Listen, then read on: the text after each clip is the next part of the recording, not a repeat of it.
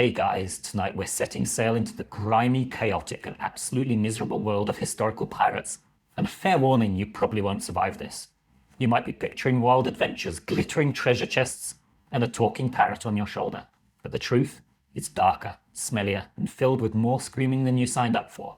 So before you get comfortable, take a moment to like the video and subscribe, but only if you genuinely enjoy what I do here. And drop your city and the current time in the comments. I love seeing who's up late with me. Now, dim the lights, maybe turn on a fan for that soft background hum, and let's ease into tonight's journey together. It starts with a mistake, or bad luck, or maybe just being in the wrong place when the wrong ship docks. You're probably a sailor already, working merchant routes or hauling cargo through the Caribbean. Life isn't good, but at least you've got a rhythm. But then, a shadow appears on the horizon. A black flag, or maybe just a ship that looks like it's barely holding together but still moves like it's possessed. You don't get a chance to panic before cannon fire slams into your hull. Splinters fly like razors. Your captain's sheen screams, and then they board. Pirates aren't gentle. They scream curses, wave rusty cutlasses, and fire pistols that smell like burning metal and gunpowder. You don't fight back. Most don't. You drop your knife, raise your hands, and hope. Maybe they'll let you live. Maybe you'll get lucky. But lucky means something different out here. The luckiest get press ganged, dragged onto the pirate ship, shoved below decks, and told their crew now, say goodbye to your old life.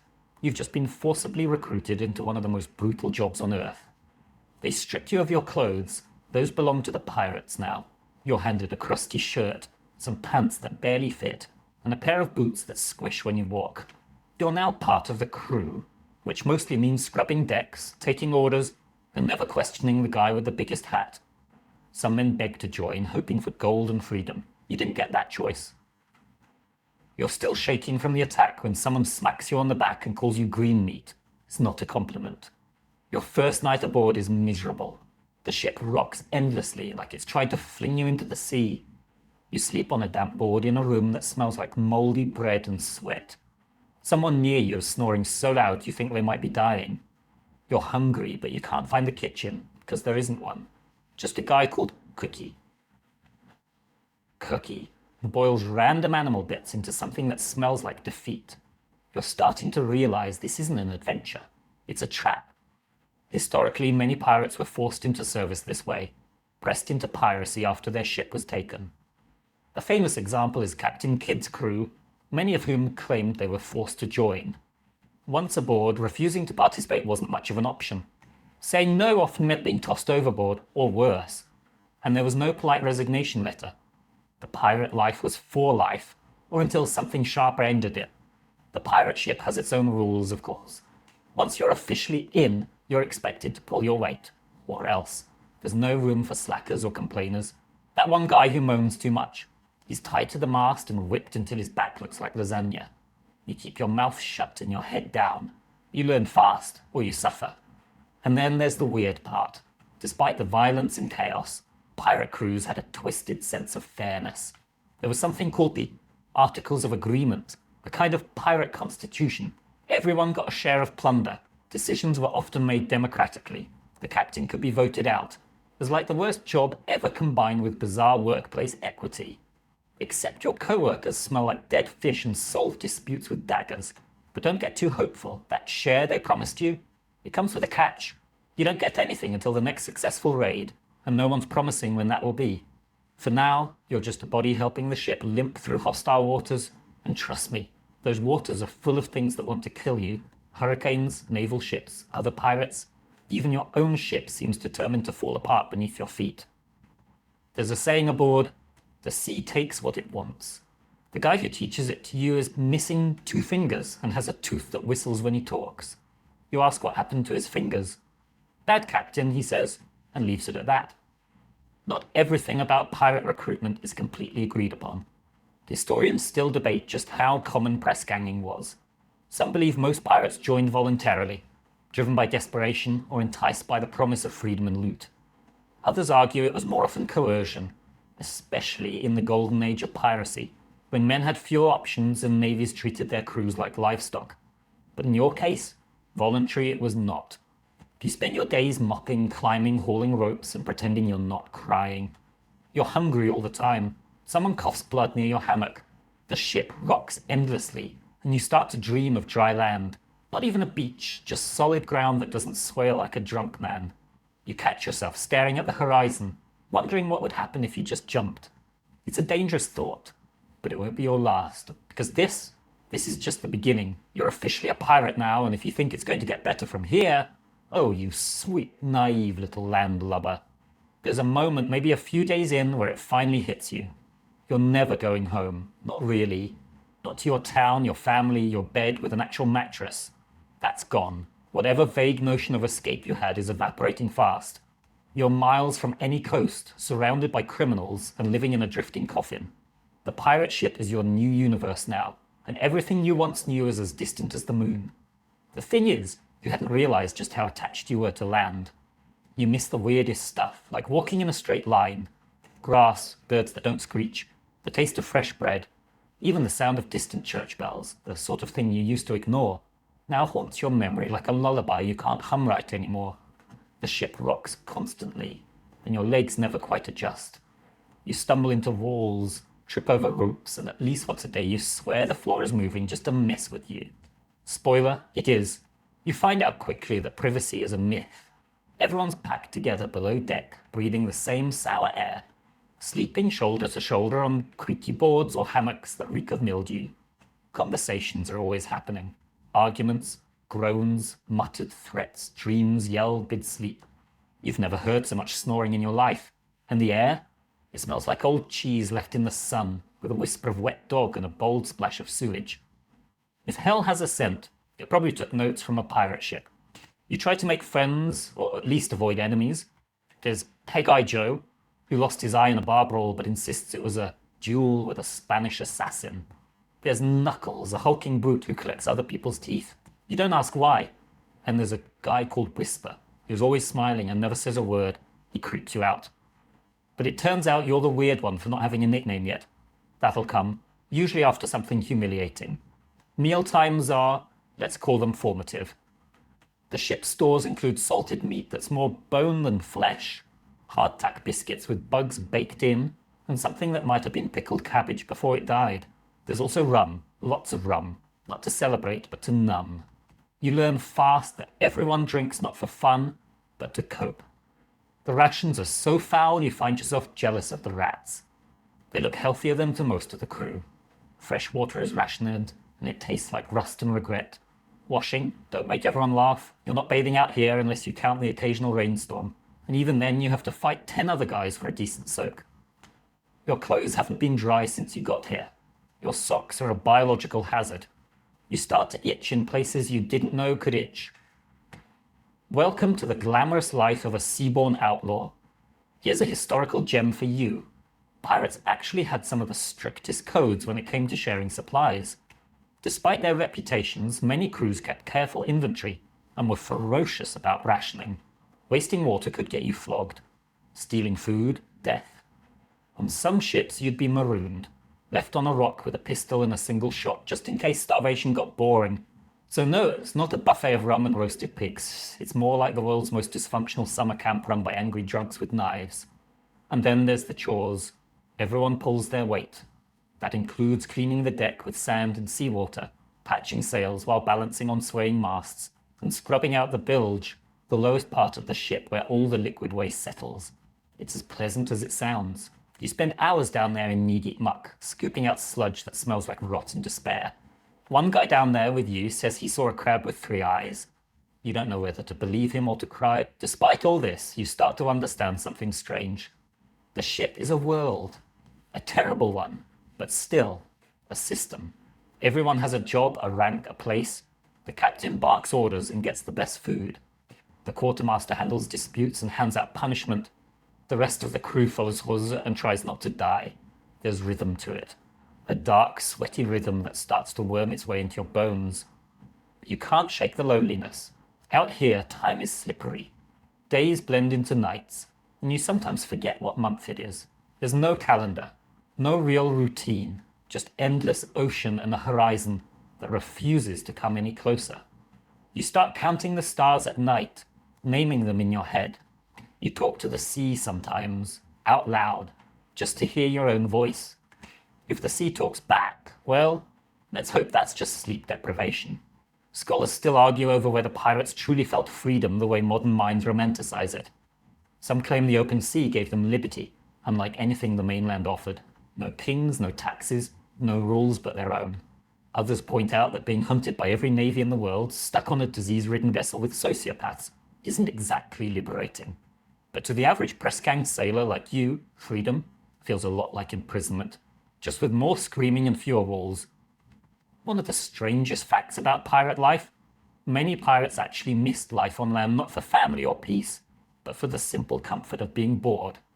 Out here, you're either terrified, exhausted, or sore. Sometimes all three. You dream about boredom now, about a day with nothing to do but sit. That would feel like heaven. As night falls again and you curl up on your plank of misery, trying not to touch the guy drooling beside you, you find yourself whispering the same three words over and over. Please don't sink, because if this ship goes down, you won't last 5 minutes in the sea, and that would actually be a mercy. By your third week aboard the pirate ship, assuming you haven't been stabbed, thrown overboard, or crushed under a collapsing mast, you start to realize that the worst part of life at sea isn't the fear. It isn't even the violence, it's the food, or what passes for food.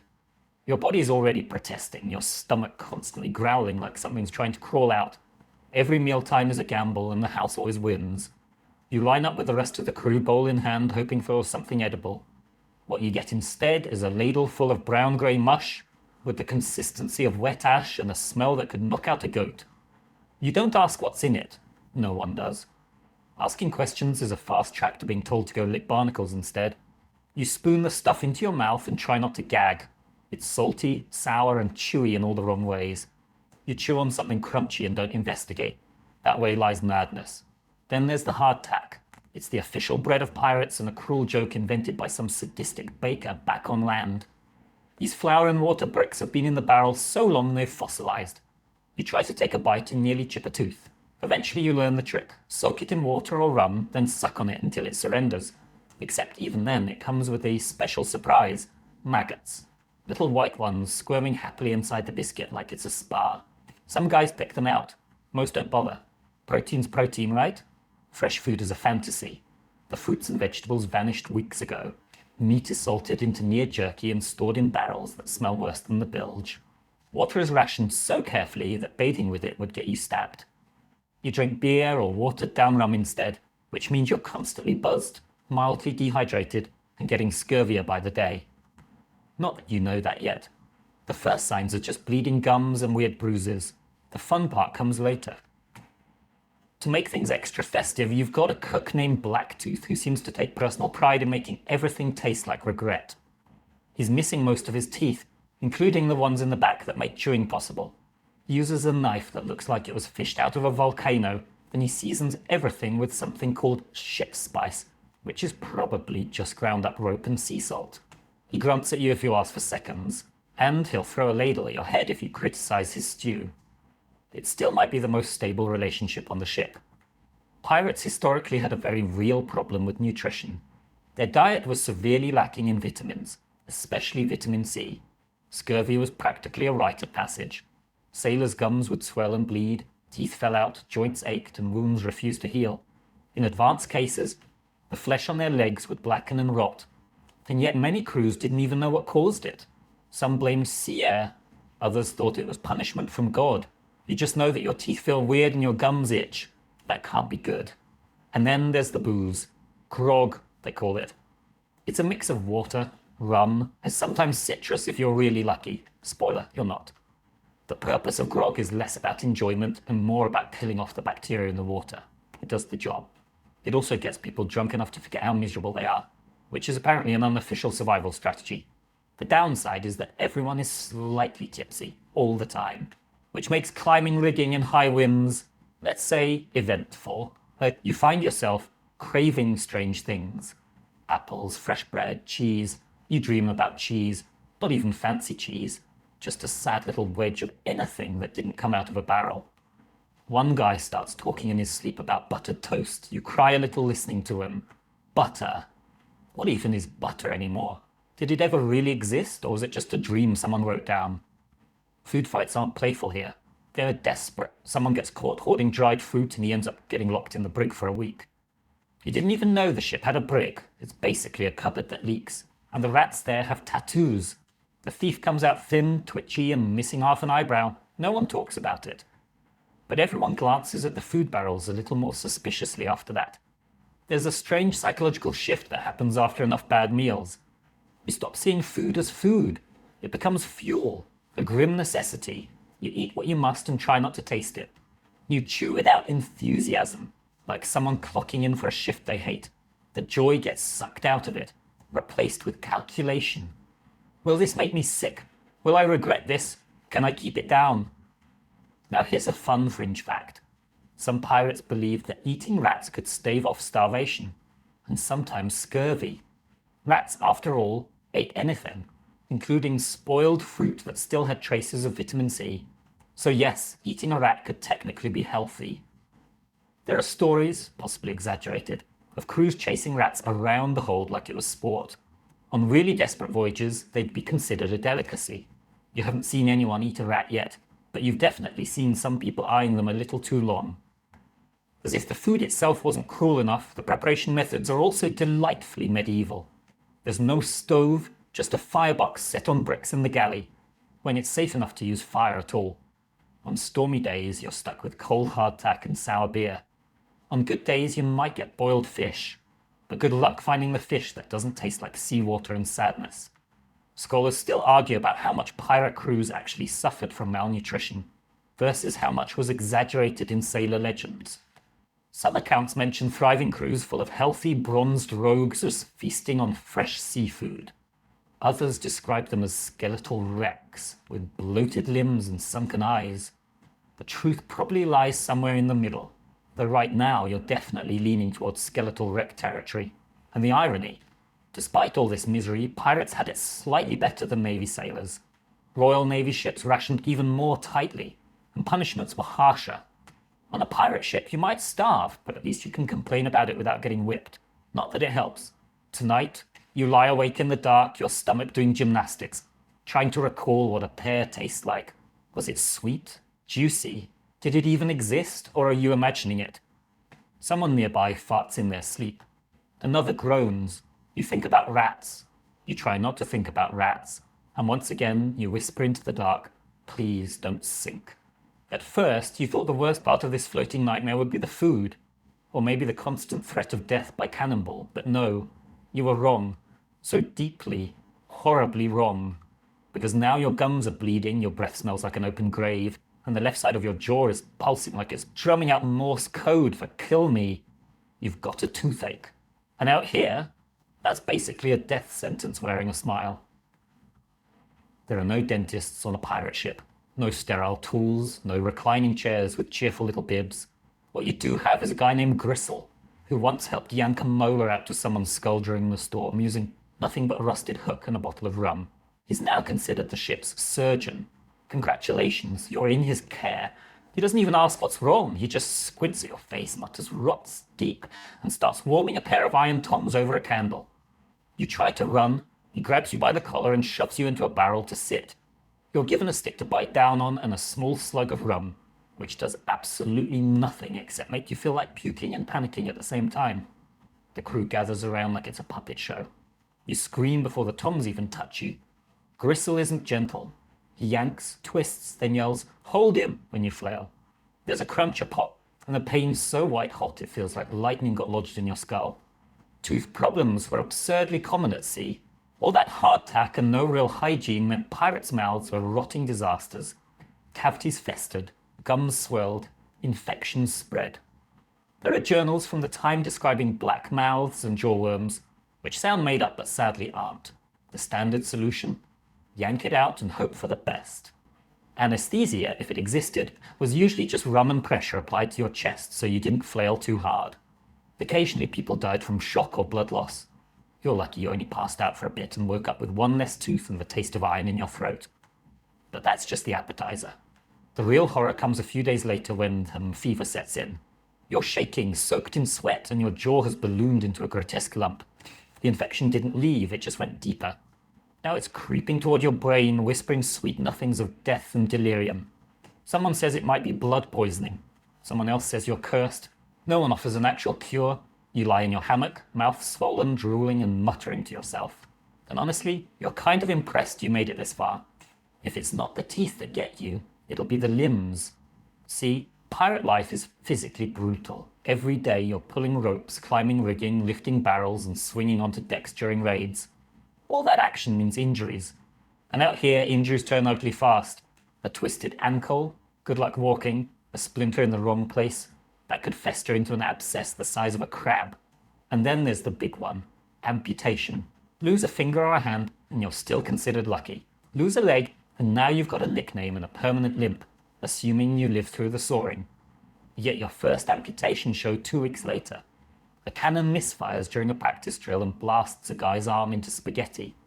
He doesn't scream at first, just stares at the dangling mass of bone and flesh like it betrayed him.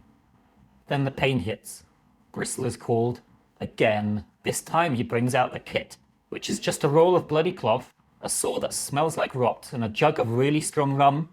The patient is strapped down, there's no debate. If the arm stays, he dies. If it goes, he might live. That's the whole decision-making process. No second opinions. The crew gathers again. You don't want to watch, but somehow you do. The saw goes through the muscle with a wet, crunching sound, and the screaming is so raw it echoes through your spine. When it's over, Gristle throws the limb overboard and wipes his hands on his pants. The man survives. Barely. He wakes up sobbing, then laughing. They're not sure which is worse. Historically, surgery at sea was a grim affair. Pirate surgeons, when they existed, were often just failed doctors or shipwrights who knew how to saw wood, and figured, how different can a leg be? They used hot tar to cauterize wounds and sewed you up with thread that had probably mended sails the day before. Sterilization? Never heard of her. If you didn't die from the procedure, you still had to survive infection, fever, and the fact that you were in a floating germ tank with rats chewing your bandages at night. There's an open debate among historians about how many pirates actually underwent amputations and survived. Some argue survival rates were surprisingly high, given the rugged nature of pirate medicine. Others insist that any success stories were exaggerated over time to build pirate mythology. Either way, if you go under Gristle's blade, you're not betting on science, you're betting on sheer dumb luck. And luck? She's not always kind, and you've seen the guy with the wooden peg leg. He walks with a thunk and a grimace, and claims he used to be the fastest sailor on the sea. Now he spends most days polishing his leg with whale oil and telling anyone who'll listen how he once kicked a man off a plank, with a good leg, mind you. He's one of the few who laughs about it. The others, they stay quiet, like the sea took more than just flesh. You start brushing your teeth with a bit of rag and rum just in case. You pray you never get a splinter. You avoid Gristle like he's a ghost. You check your limbs every morning like their inventory. Everything's still attached. Good, you made it another day.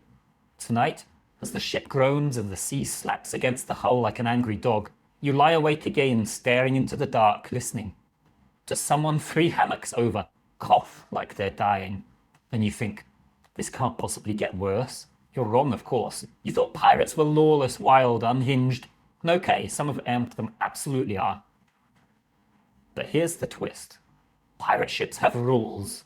Lots of them. More than you'd expect from a bunch of guys who can't spell authority without stabbing someone halfway through the word. They call it the code, and you better learn it fast, because ignorance isn't an excuse when the punishment involves whips, knives, or a nice, lonely island where you can die of exposure and regret. The code isn't written on fine parchment. It's not even nailed to the mast. It lives in memory and teeth-clenched whispers passed down like ghost stories with the blood at the margins. The first time you hear it, it's from the quartermaster, scarred man with a voice like gravel and a nose that's seen too many arguments. He calls you and a few other recruits to the deck and runs through the basics like a schoolteacher who's already accepted your failure. Rule 1, equal shares. Not exactly what you expected from a group of self-serving criminals, but pirates hate unfair captains more than they hate the Navy. When they take a prize, gold, food, weapons, whatever, it gets divided according to rank, but even the lowest deckhand gets something. No more of that you get paid in glory nonsense like back on merchant ships. Out here, everyone wants a cut, and God help you if you try to cheat. Rule 2, keep your gear in check. That includes weapons, clothes, and anything the crew depends on. Lose your pistol in a raid? That's 10 lashes. Let your powder get wet. 20. Forget to clean your musket. You might get tossed overboard just to think about it. The crew doesn't tolerate mistakes, because mistakes out here cost lives and loot. Rule 3, fight fair among yourselves, at least. Disputes are settled by duel or vote, depending on how much blood anyone's willing to spill. Some arguments get resolved with fists at dawn. Others involve knives, a circle of chanting drunk men, and someone walking away with fewer fingers than they started with. The important thing is that once it's done, it's done. Carrying a grudge longer than a few days is suspicious, and suspicious people get watched. Watched people get eliminated. The code goes on. Lights out at sunset unless it's a special occasion. No gambling during a storm. No smuggling personal treasure aboard. And definitely, absolutely no sneaking into someone else's hammock, romantic or otherwise. That last one is especially enforced, and the crew seems unusually passionate about it. You suspect someone had a very bad experience involving a love triangle and a cannon fuse. Now here's the weird part. These rules, they kind of make sense. Pirate crews couldn't rely on the law, so they made their own. And unlike most naval officers, captains on pirate ships could be voted out. If the crew lost confidence, they held a vote and picked someone new, usually the guy who looked scariest with his shirt off. It's rough, but weirdly democratic. Historically, this system wasn't fantasy. Real pirate codes, like those of Bartholomew Roberts or Black Bart, were shockingly detailed. They covered conduct, loot division, punishment, even what music could be played on board. Some codes banned gambling entirely. Others required everyone to keep their cutlasses sharp at all times. The idea was to maintain order, not out of morality, but out of sheer survival. An undisciplined crew was a dead one. But here's where it gets dicey. Enforcement of the code? That's up to the mood of the ship. One day someone drops a dagger and gets a warning.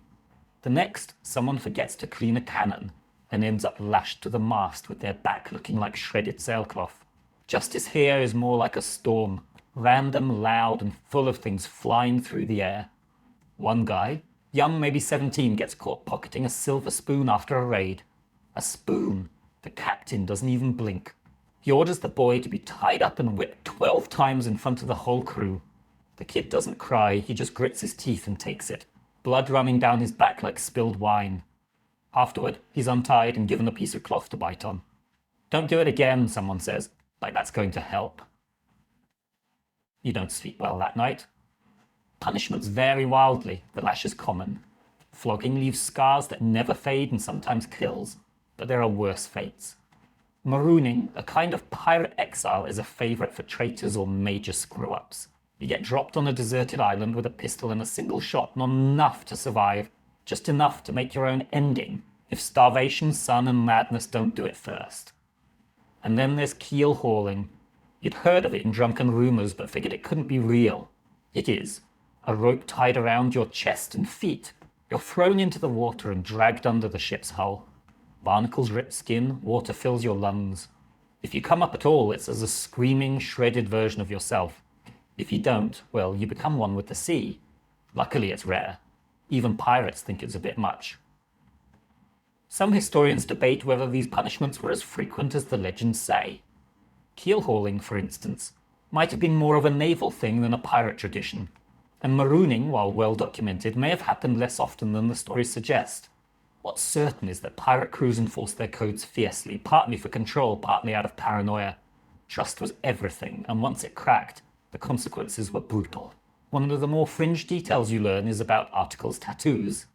Some pirates actually had parts of the code inked onto their bodies, especially the rules about shares and fairness. It wasn't just for show. If someone died in battle, their tattooed rules could help settle disputes over loot, or at least give someone something to read while looting the corpse. You don't have any tattoos yet, but you're starting to think maybe one wouldn't hurt. Just something small. Maybe, don't steal spoons. But oddly enough, the longer you live under the code, the more it warps your sense of justice. You start seeing things less like right or wrong, and more like smart or stupid. Morality gets blurry. Survival, on the other hand, sharpens like a knife. You do what keeps you breathing and hope your name never gets called when punishment rolls around. Tonight you hear whispers about a man planning to jump ship. Not during a raid, just in the middle of the night, when he thinks no one's watching. He's sick of the code, sick of the food, sick of the noise. You don't know if he'll do it, but you lie awake anyway, wondering what happens if he does. Would they chase him down? Would they shoot him as he swam? Or worse, would they let him go and pretend he never existed? Either way, you're starting to realize, out here, freedom is just another word for following very specific rules or dying horribly. And tomorrow, there will be more rules to learn, and more people failing to follow them. You wake up to screaming, not panicked, not terrified, more like two drunks arguing about whose turn it is to shovel filth out of the bilge. It's still dark, probably just before dawn, and the air below deck is thick with sweat, old grog, and the unmistakable sour tang of unwashed bodies. You roll over and nearly tumble straight into a puddle of what you hope is spilled rum. Another day in paradise. There's no privacy on a pirate ship, none. Everyone sleeps, eats, pukes, and argues in the same cramped space. The smell is biblical. It clings to your clothes, your skin, your hair. You wash in salt water when you can, but that doesn't do much beyond moving the filth around in new creative patterns. There's a reason pirates don't wear white. They'd look like moldy cheese after a week. And your crewmates, oh, they're a delight. A full cast of misfits and sociopaths, each more disturbing than the last. There's Rat-Faced Pete, who keeps dead seagulls in a crate for luck. There's Sissy Jack, who talks to his belt like it's a person. And there's Old Brody, who once pulled out his own tooth with a hook, and now keeps it on a string around his neck like a trophy. You avoid them when you can, but there's nowhere to hide on this floating coffin. Eventually someone will corner you and start rambling about sea monsters, or how the moon is plotting against them. These aren't movie pirates. They don't sing sea shanties with perfect harmonies. They wheeze, they bicker. They cough blood and argue over dice games made up on the spot. Many of them are criminals who are too awful even for land. Murderers, deserters, and drunks who got kicked off other ships. And now they're your co-workers. Your very armed, very unstable co-workers. One night you hear a thud in the dark. A fight over a missing knife. Someone ends up with a broken nose. The next morning it's like nothing happened. Except the blood's still on the floor and one guy's now missing half an eyebrow. Conflict is constant. Fights break out over stolen rations, cheating at cards, someone snoring too loud. You learn to sleep with your boots on and your knife under your hammock. Not that it would help much. Historically, pirate crews were a mixed bag of humanity's worst impulses. You would get ex-Navy men, escaped slaves, failed farmers, and thieves from every continent. Ships like Blackbeard's Queen Anne's Revenge were said to be floating Tower of Babels, with up to a dozen nationalities crammed into one rotting hull. Communication was mostly shouting and gestures, with a bit of shared profanity thrown in. If someone didn't like you, they didn't bother with gossip. They just made sure you slipped on the wet deck during the next storm. Yet somehow, despite all the madness, the crew functions. They sail the ship, they prepare for raids, they haul supplies, load cannons, and keep the ship moving. It's not order, it's survival instinct. Everyone knows that if the crew collapses, the ship sinks, so the rage and chaos get channeled into a strange sort of rhythm. You grow used to the screaming, the sudden bursts of violence, and the silent, grim camaraderie that follows. You may not like each other, but you all want to stay alive, barely. Here's something extra weird. Some pirates actually preferred life at sea because of this chaos. They like that nobody asked about your past, that you could be a nobody one day, and the guy needing a raid the next. If you were tough, ruthless, and loud, you earned respect, regardless of where you came from. There were even cases of black and indigenous pirates being treated as equals, at least more equally than on any land-bound society at the time. Not out of kindness, mind you, but practicality. Everyone pulls rope the same way when you're trying not to die. Still, there's a fringe belief among some sailors that the ship chooses who stays, that it eats the weak and keeps the wicked. A man who can't hold his liquor, who pukes at the sight of blood, who cries during storms, is not long for this world. The sea wants hard men, or at least ones who can fake it. And some nights, lying in your damp hammock listening to someone cough their lungs out across the room, you wonder which one you are. One day you get paired with someone on deck duty, a guy called Elias. He's quiet, probably too smart for this life. He shows you how to tie a proper bowline and how to judge wind shifts by watching the sails flutter. He smells like old salt and bad choices, but he doesn't talk to his shoes or carry seagull bones, so you latch on. It's the closest thing to friendship you've found here. Elias tells you stories about a ship that went mad and sailed in circles until the crew starved, about a ghostly vessel that sails only in moonlight and sinks anything it touches. You don't know if he's lying or just trying to scare you, but his voice is calm and low, and you don't mind listening. He tells you the only way to survive is to be useful and be invisible. Not too good, not too lazy, just there. A face no one remembers when the knife comes out. That night you dream of being thrown overboard, not during a storm, just casually, like someone taking out the trash. You wake up drenched in sweat, and you can't tell if the moisture came from the sea air or your own panic. There's an ongoing scholarly debate about how much internal violence actually occurred on pirate ships. Some argue that the chaos is overblown. Crews had to function, after all. Others believe the tension was constant and explosive, only managed through the looming threat of violent reprisal. What's certain is that these weren't merry bands of freedom-loving rogues. They were volatile, desperate, and tightly wound. The kind of men who'd stab you for looking at their hammock too long. You've started counting the days, not because you think rescue is coming, but because you want to know how long you've lasted. It's your badge of honor now. Another day survived in this floating cage of screaming, coughing, and threats muttered through broken teeth. You've gone from hopeful to hardened, from passenger to prisoner to something else. And somewhere deep in your bones, a question forms. You whisper it at night, when you're sure no one can hear. Am I one of them now? You barely sleep anymore. Not because the shit is loud, though it is, or because your hammock smells like a goat died in it, though it does. It's the night watch. Everyone's got to take a turn, and your turn comes more often than you'd like. You learn pretty quickly that night on a pirate ship isn't peaceful or quiet. It's teeth-gritting, nerve-grinding, eyes straining in the dark paranoia. It's you and a flickering lantern surrounded by the kind of blackness that makes you doubt your own shape. You're posted near the aft deck with a musket that might fire if you beg it. The lantern beside you swings with the rhythm of the waves, casting warped shadows across the rigging. The ship creaks and groans, a symphony of wood protesting its own existence. And then there's the sea itself, lapping, slapping, whispering against the hull. Sometimes it sounds like laughter. Sometimes it sounds like something breathing. You try not to think about that. Your job is simple. Look for ships and scream if you see one. That's it. Of course you don't want to see anything, because if you do, it usually means trouble. A navy cutter, a rival pirate ship, maybe a merchant vessel if you're lucky. And even that means cannon fire, blood, and chaos. Still, watching nothing feels like madness after a few hours. You stare so hard into the dark that you start seeing things. Lights that aren't there, shapes that vanish when you blink. One night you're sure you see a sail, a ghostly flicker on the edge of the horizon. You call it out, heart hammering. The captain looks. Nothing. You get mocked for the next 2 days. Sleep deprivation is part of the job. You doze in awkward bursts between shifts, waking up unsure what century it is. One day bleeds into the next, each one as grey and salt-streaked as the last. You start forgetting things, words, names, where you put your belt.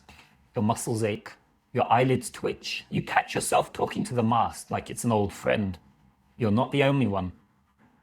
There's a guy called Henley who whispers to the sea at night, begging it to take him kindly. Another guy just stares at his hands, flexing them like he's not sure they're real anymore. Historically, pirate ships ran 24 hours a day, and the crew was split into watches. The night watch was grueling, not just for the physical strain, but the psychological toll. The dark was filled with threats, storms, reefs, surprise attacks, even supernatural fears. Pirates, like many seamen of the era, were deeply superstitious. Bad omens could be anything from a red sunrise to a bird landing on the mast. You learn these superstitions fast. You have to. The crew believes in them like gospel, and breaking one is a fast way to get yourself hated, or worse. Case in point, one night a bird lands on the bowsprit. A black seabird slick with rain. It just sits there, staring. No one wants to touch it. Bad luck, says Whisper, who never speaks, except apparently to say that. The captain orders it shot. The bird explodes into feathers and blood, and for a moment, everyone relaxes. That is, until the storm hits. A freak squall, lashing rain, howling wind, sails snapping like whips. You spend 6 hours soaked, frozen, clinging to ropes that could yank you into the abyss. No one says it, but you all think the same thing. The bird cursed us. You don't even question it anymore. Sleep deprivation takes a toll in strange ways. One night you hallucinate. You see your childhood home, clear as day, floating just off the starboard side. You smell fresh bread, hear your mother calling your name, and you reach out and almost step off the ship. Someone yanks you back. No one says anything. Hallucinations aren't rare out here.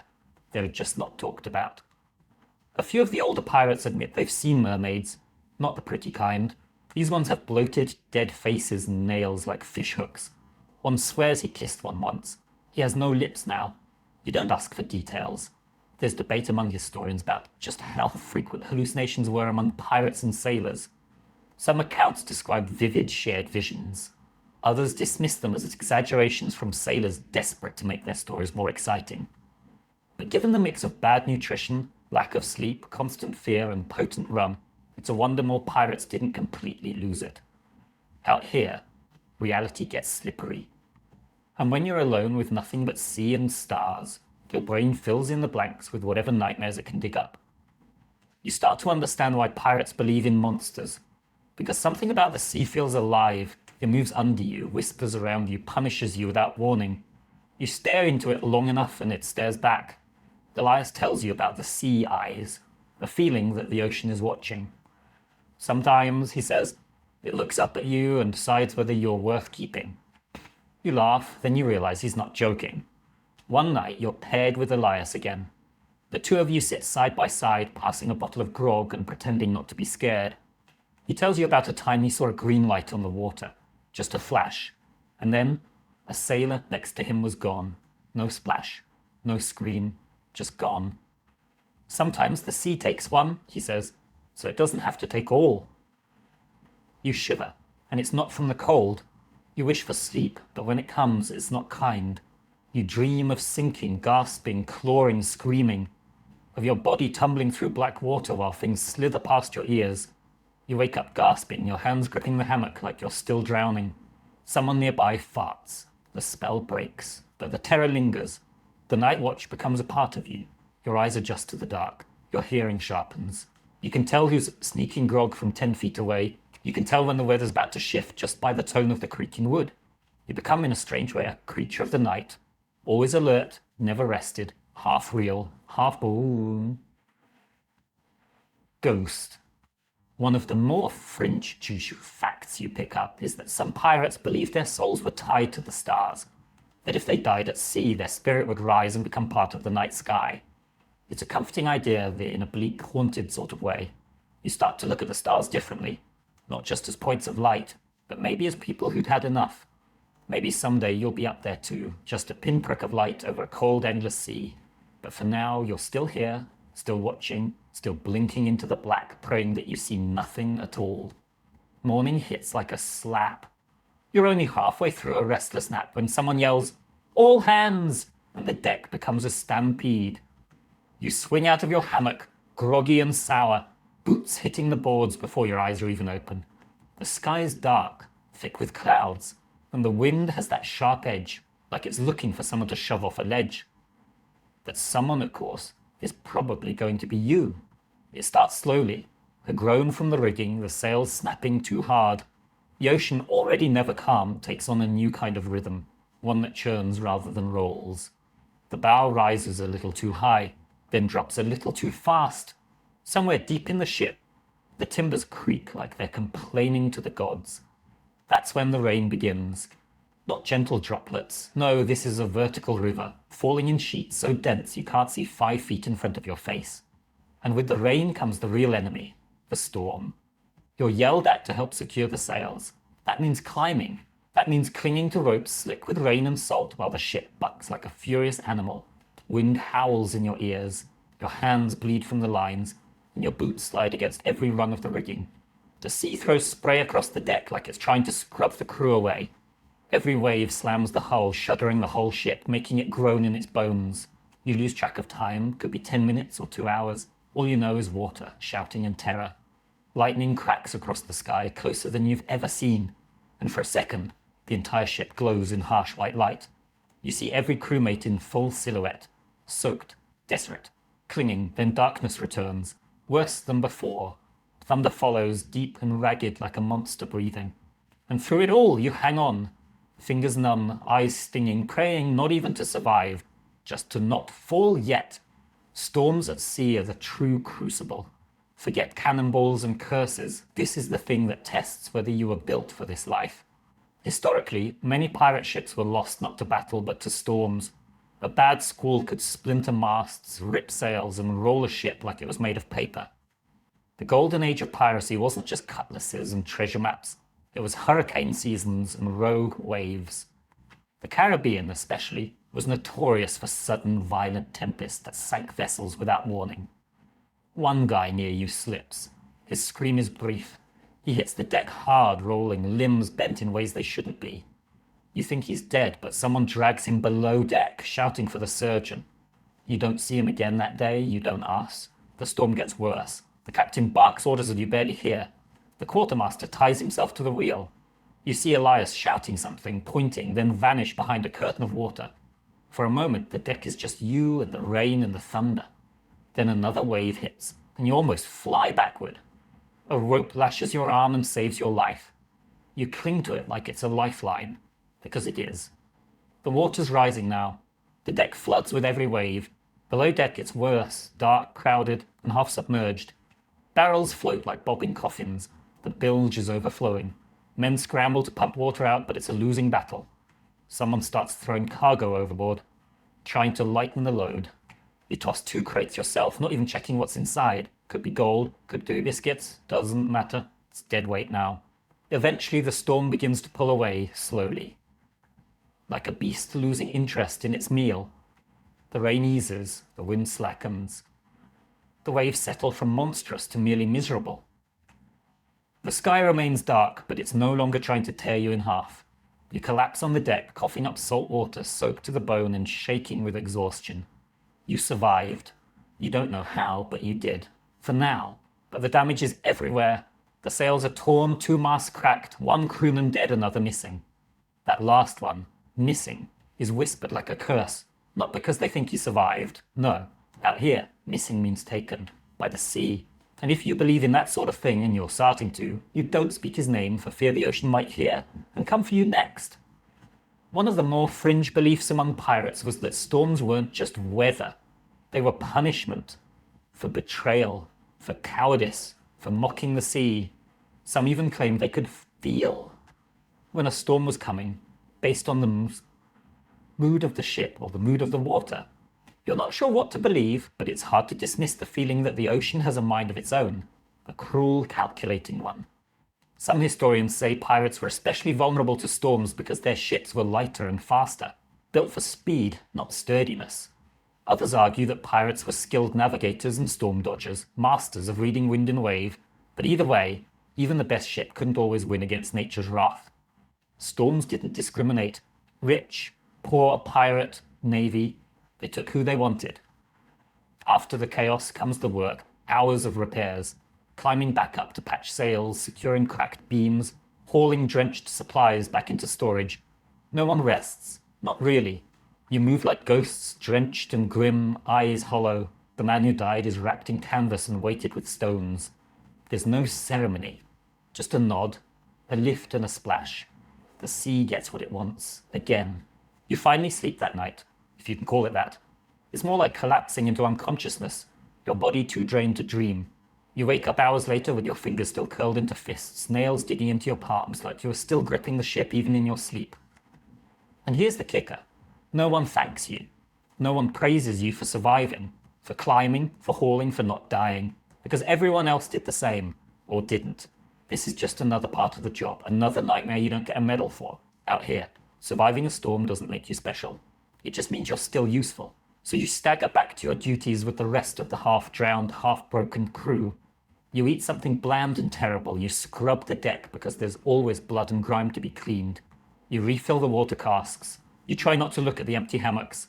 And as the wind picks up again and the horizon starts to ripple in that particular way, you catch yourself whispering a new kind of prayer.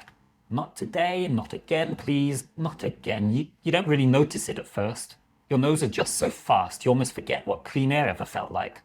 But then the ship docks near a port just briefly, and someone opens a cask of actual oranges, and suddenly your whole body remembers what normal smells like. The citrus stabs you in the face like a memory, and that's when it hits you.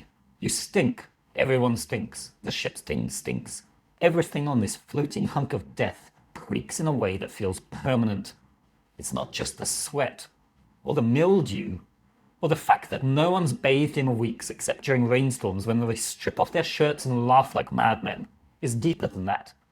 The ship smells like 1,000 sins baking in the sun. Rancid fat, unwashed bodies, rotting food, stale grog, dried blood, and something sweetly sour that you can't identify, and definitely don't want to. Every surface is sticky, every fabric greasy. You touch a rope and your hand comes away smelling like salt and dead dreams. Below deck, the air is unbreathable. You have to duck your head, stoop like you're walking into a crypt, and squeeze between hammocks, swaying like meat in a butcher shop. It's hot, even when it's cold. Damp, even when it's dry outside. You learn not to breathe through your nose. That's a rookie mistake. You breathe through your mouth, shallow and careful, and you pretend you're not inhaling 50 other people's exhalations. People try to help themselves, barely. Some chew cloves if they can steal them. Others wipe their pits with rags soaked in vinegar, which honestly smells worse than sweat. There's one guy, bless him, who found a crushed flower petal on short sleeve and now tucks it behind his ear like he's some kind of perfume merchant. He still smells like a corpse marinated in rum. But hey, points for effort. You've stopped noticing your own stench. That's the worst part. You can't tell if your socks smell like mildew or just sadness. You sleep in the same clothes you worked in, bled in, threw up in. You can't even be sure what color your shirt used to be. Yellow? White? It's grey now, stained with everything the sea has to offer. Your boots are permanently damp. You don't even want to think about what's growing in them. One day, the ship passes close to another vessel, and you actually hear someone on the other deck gag. "By God, what is that?" they yell, covering their face with a kerchief. Your crew laughs. It's a badge of honor to them. You, though, you start to feel like your skin has become part of the ship. But maybe the stench isn't just on you, it's in you. Like the ship's infected you cell by cell. Historically, ships were hygiene disasters. Fresh water was limited, soap was rare, and sanitation didn't exist. Pirates sometimes did better than Navy sailors, if only because they spent more time ashore and were less bound by strict routines. But that didn't stop the spread of lice, fleas, and disease. Your body is a war zone now. You itch constantly. You've scratched your leg raw more than once. One guy found a worm in his sock. Not a leech, a worm. You pray it never happens to you. You haven't properly defecated in private since your first day aboard. The toilet, if you can call it that, is a plank extended off the back of the ship with a rope to hold onto. You crawl out there, praying the ship doesn't jolt, pants around your ankles, wind howling, sea beneath you like a giant mouth. It's terrifying. One wrong move and you're food for sharks. Sometimes you hold it for days just to avoid the trip that, of course, leads to its own horrors. Constipation, gut pain, gas that makes everyone around you threaten murder. One crewmate, Jory, brags he once spent 5 minutes on the plank in a hurricane. Says it was spiritual. You suspect he's got brain damage. And the smell isn't just bad, it's dangerous. Infection fester in damp wounds. Mold grows in clothes that never dry. Rats thrive below deck, feeding on crumbs and anything soft. Someone swears they saw a rat crawl into a hammock and nibble on a sleeping man's ear. He woke up, apparently, and tried to chew the rat back. You can't verify that story, but nothing would surprise you at this point. Fringe fact for you, there are recorded tales of ships being so rank that ports refused them entry. In the Caribbean, some port authorities demanded bribes just to let pirate vessels dock, partly because of their notorious reputations and partly because of their unbearable stench. You always thought that was exaggeration. Now you know better. You wouldn't let yourself into port if you were in charge. There's a scholarly debate over whether pirates had better hygiene than the average Navy crew. Some argue they did. Less formality meant more frequent dips in the ocean, more access to fresh water from stolen supplies. Others say it's wishful thinking. Life at sea was disgusting, period. And pirates weren't exempt. They just might have had more fun while rotting alive. And here's the grossest part. Sometimes the smell saves your life. You can sniff out infection before it hits hard.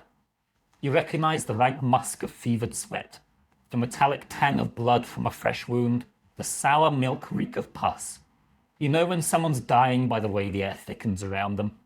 Your nose becomes a survival tool. Horrifying, yes, but useful. You find yourself fantasizing about just at a bar of it, maybe two. You imagine scrubbing your scalp until your fingernails come away clean. Imagine stepping into a bath so hot your skin turns red and coming out smelling like something other than despair. One day, a crewmate finds a bar of soap hidden in a crate from a recent raid. He holds it up like a relic from a lost civilization. Then, in full view of the crew, he eats it. Thought it was cheese, he says. No one even flinches. Tonight, as the wind shifts and the smell of bilge and sweat wafts through the narrow passage where you sleep, you lie with your arm over your face, trying not to breathe too deeply. Someone farts 2 hammocks over. Someone else coughs a thick, phlegmy cough. The guy next to you mumbles in his sleep, "Please don't rot yet," over and over. And you think, I'd trade all the gold in the Caribbean for a clean shirt, dry boots, and 15 minutes in a bath. You know you'll get none of those, but still, you hope. You'd think the worst part of pirate combat would be the fear, the panic, the yelling, the chaos. And yeah, that's all bad. But what really gets you is the confusion. You imagine sword fights being elegant and cool, graceful moves, witty quips, maybe a flashy spin or two. Nope, not here. Combat aboard a pirate ship is a screaming, filthy pile of limbs, smoke, blood, and bad decisions. It's fast, it's loud, and it smells like burned powder and wet intestines. It always starts the same way. A ship spotted on the horizon. A tense moment while the crew squints at the sails and guesses, merchant or military. If it's a merchant, you might live. If it's navy, well, sharpen your blade and kiss your lucky charm. The captain calls for silence. Everyone crouches, hides, waits. You slip behind a barrel, heart hammering, palms slick. The order comes, raise the black. The Jolly Roger goes up, snapping in the wind. Sometimes that's enough. A lot of merchant captains will just drop their sails and surrender. Better that than face a horde of sea-drenched lunatics with pistols and wild eyes. But when they don't surrender, the cannons start. The noise is indescribable. You feel it in your bones more than hear it. A deep, concussive boom that shakes the whole world. The recoil nearly knocks the gun crews off their feet. The deck trembles under you, the smell of sulfur thick in the air. Splinters rain down like angry wooden wasps. You duck instinctively, even though you're not entirely sure from what. Cannons aren't accurate. They're not meant to be. They're meant to smash, to terrify, to punch holes in the hull or scatter enemy crew. You hear a screech from the other ship as a shot lands, followed by shouting. Your ship returns fire. You watch a cannonball miss completely and land in the ocean with a slap. The gunners swear like poets. You just try not to throw up. Then comes the boarding. Grappling hooks fly, ropes swing. Pistols are fired more out of habit than accuracy. You follow the crew across the makeshift gangplanks, or worse, you jump. You land badly, roll, scramble up in time to parry a wild swing from a man who looks just as terrified as you feel. It's not a duel, it's a brawl. There's no rhythm to it, no honor, just desperation. You stab at anything moving that isn't dressed like you. You get punched, bitten. Someone slams the butt of a musket into your ribs. You hear a scream nearby, too high-pitched. A boy. You don't look. You don't want to know. Pistols are mostly useless after the first shot. They're one and done unless you've got time to reload, which you don't. You've seen guys wield them like clubs, beating enemies with the barrel. Swords? Forget the sleek cutlasses from the stories. These blades are rusted, chipped, bent. One guy swings a meat cleaver, another uses an axe that still has bits of rope stuck in the handle. You fight with whatever keeps you upright. At one point you slip in something definitely not water and fall onto the deck. A man lunges at you. You roll. Your blade finds his gut. Gasps. You don't look back. You can't. If you stop to think, you stop to die. Historically, naval combat during the golden age of piracy was brutal and short. Most battles lasted less than an hour. Ships didn't want to destroy their prize. After all, what's the point of sinking something you're trying to loot? But the fighting was savage, hand to hand. The noise, the smoke, the claustrophobia. It broke minds as often as it broke bones. Pirates relied on fear as much as firepower. The black flag wasn't a warning, it was a promise. There's one moment burned into your brain. You're ducking behind a mast when you see the enemy captain. He's older. Grey hair slick with sweat, eyes wild. He points a pistol at your crew's quartermaster and fires, misses. Your quartermaster returns the favor, does not miss. The man goes down, a neat hole where his forehead used to be. No drama, just collapse. You don't even hear the thud over the din. Eventually the fighting slows, one side breaks. This time you win. The enemy surrenders. Some drop their weapons, some weep, some just sit stunned, surrounded by bodies and blood and ruined crates. Your crew cheers, but is half-hearted. Too many bruises, too much mess. Victory doesn't taste like glory, it tastes like copper and vomit and smoke. And now comes the worst part, the looting. You help carry crates, sugar, rum, and maybe some gold if you're lucky.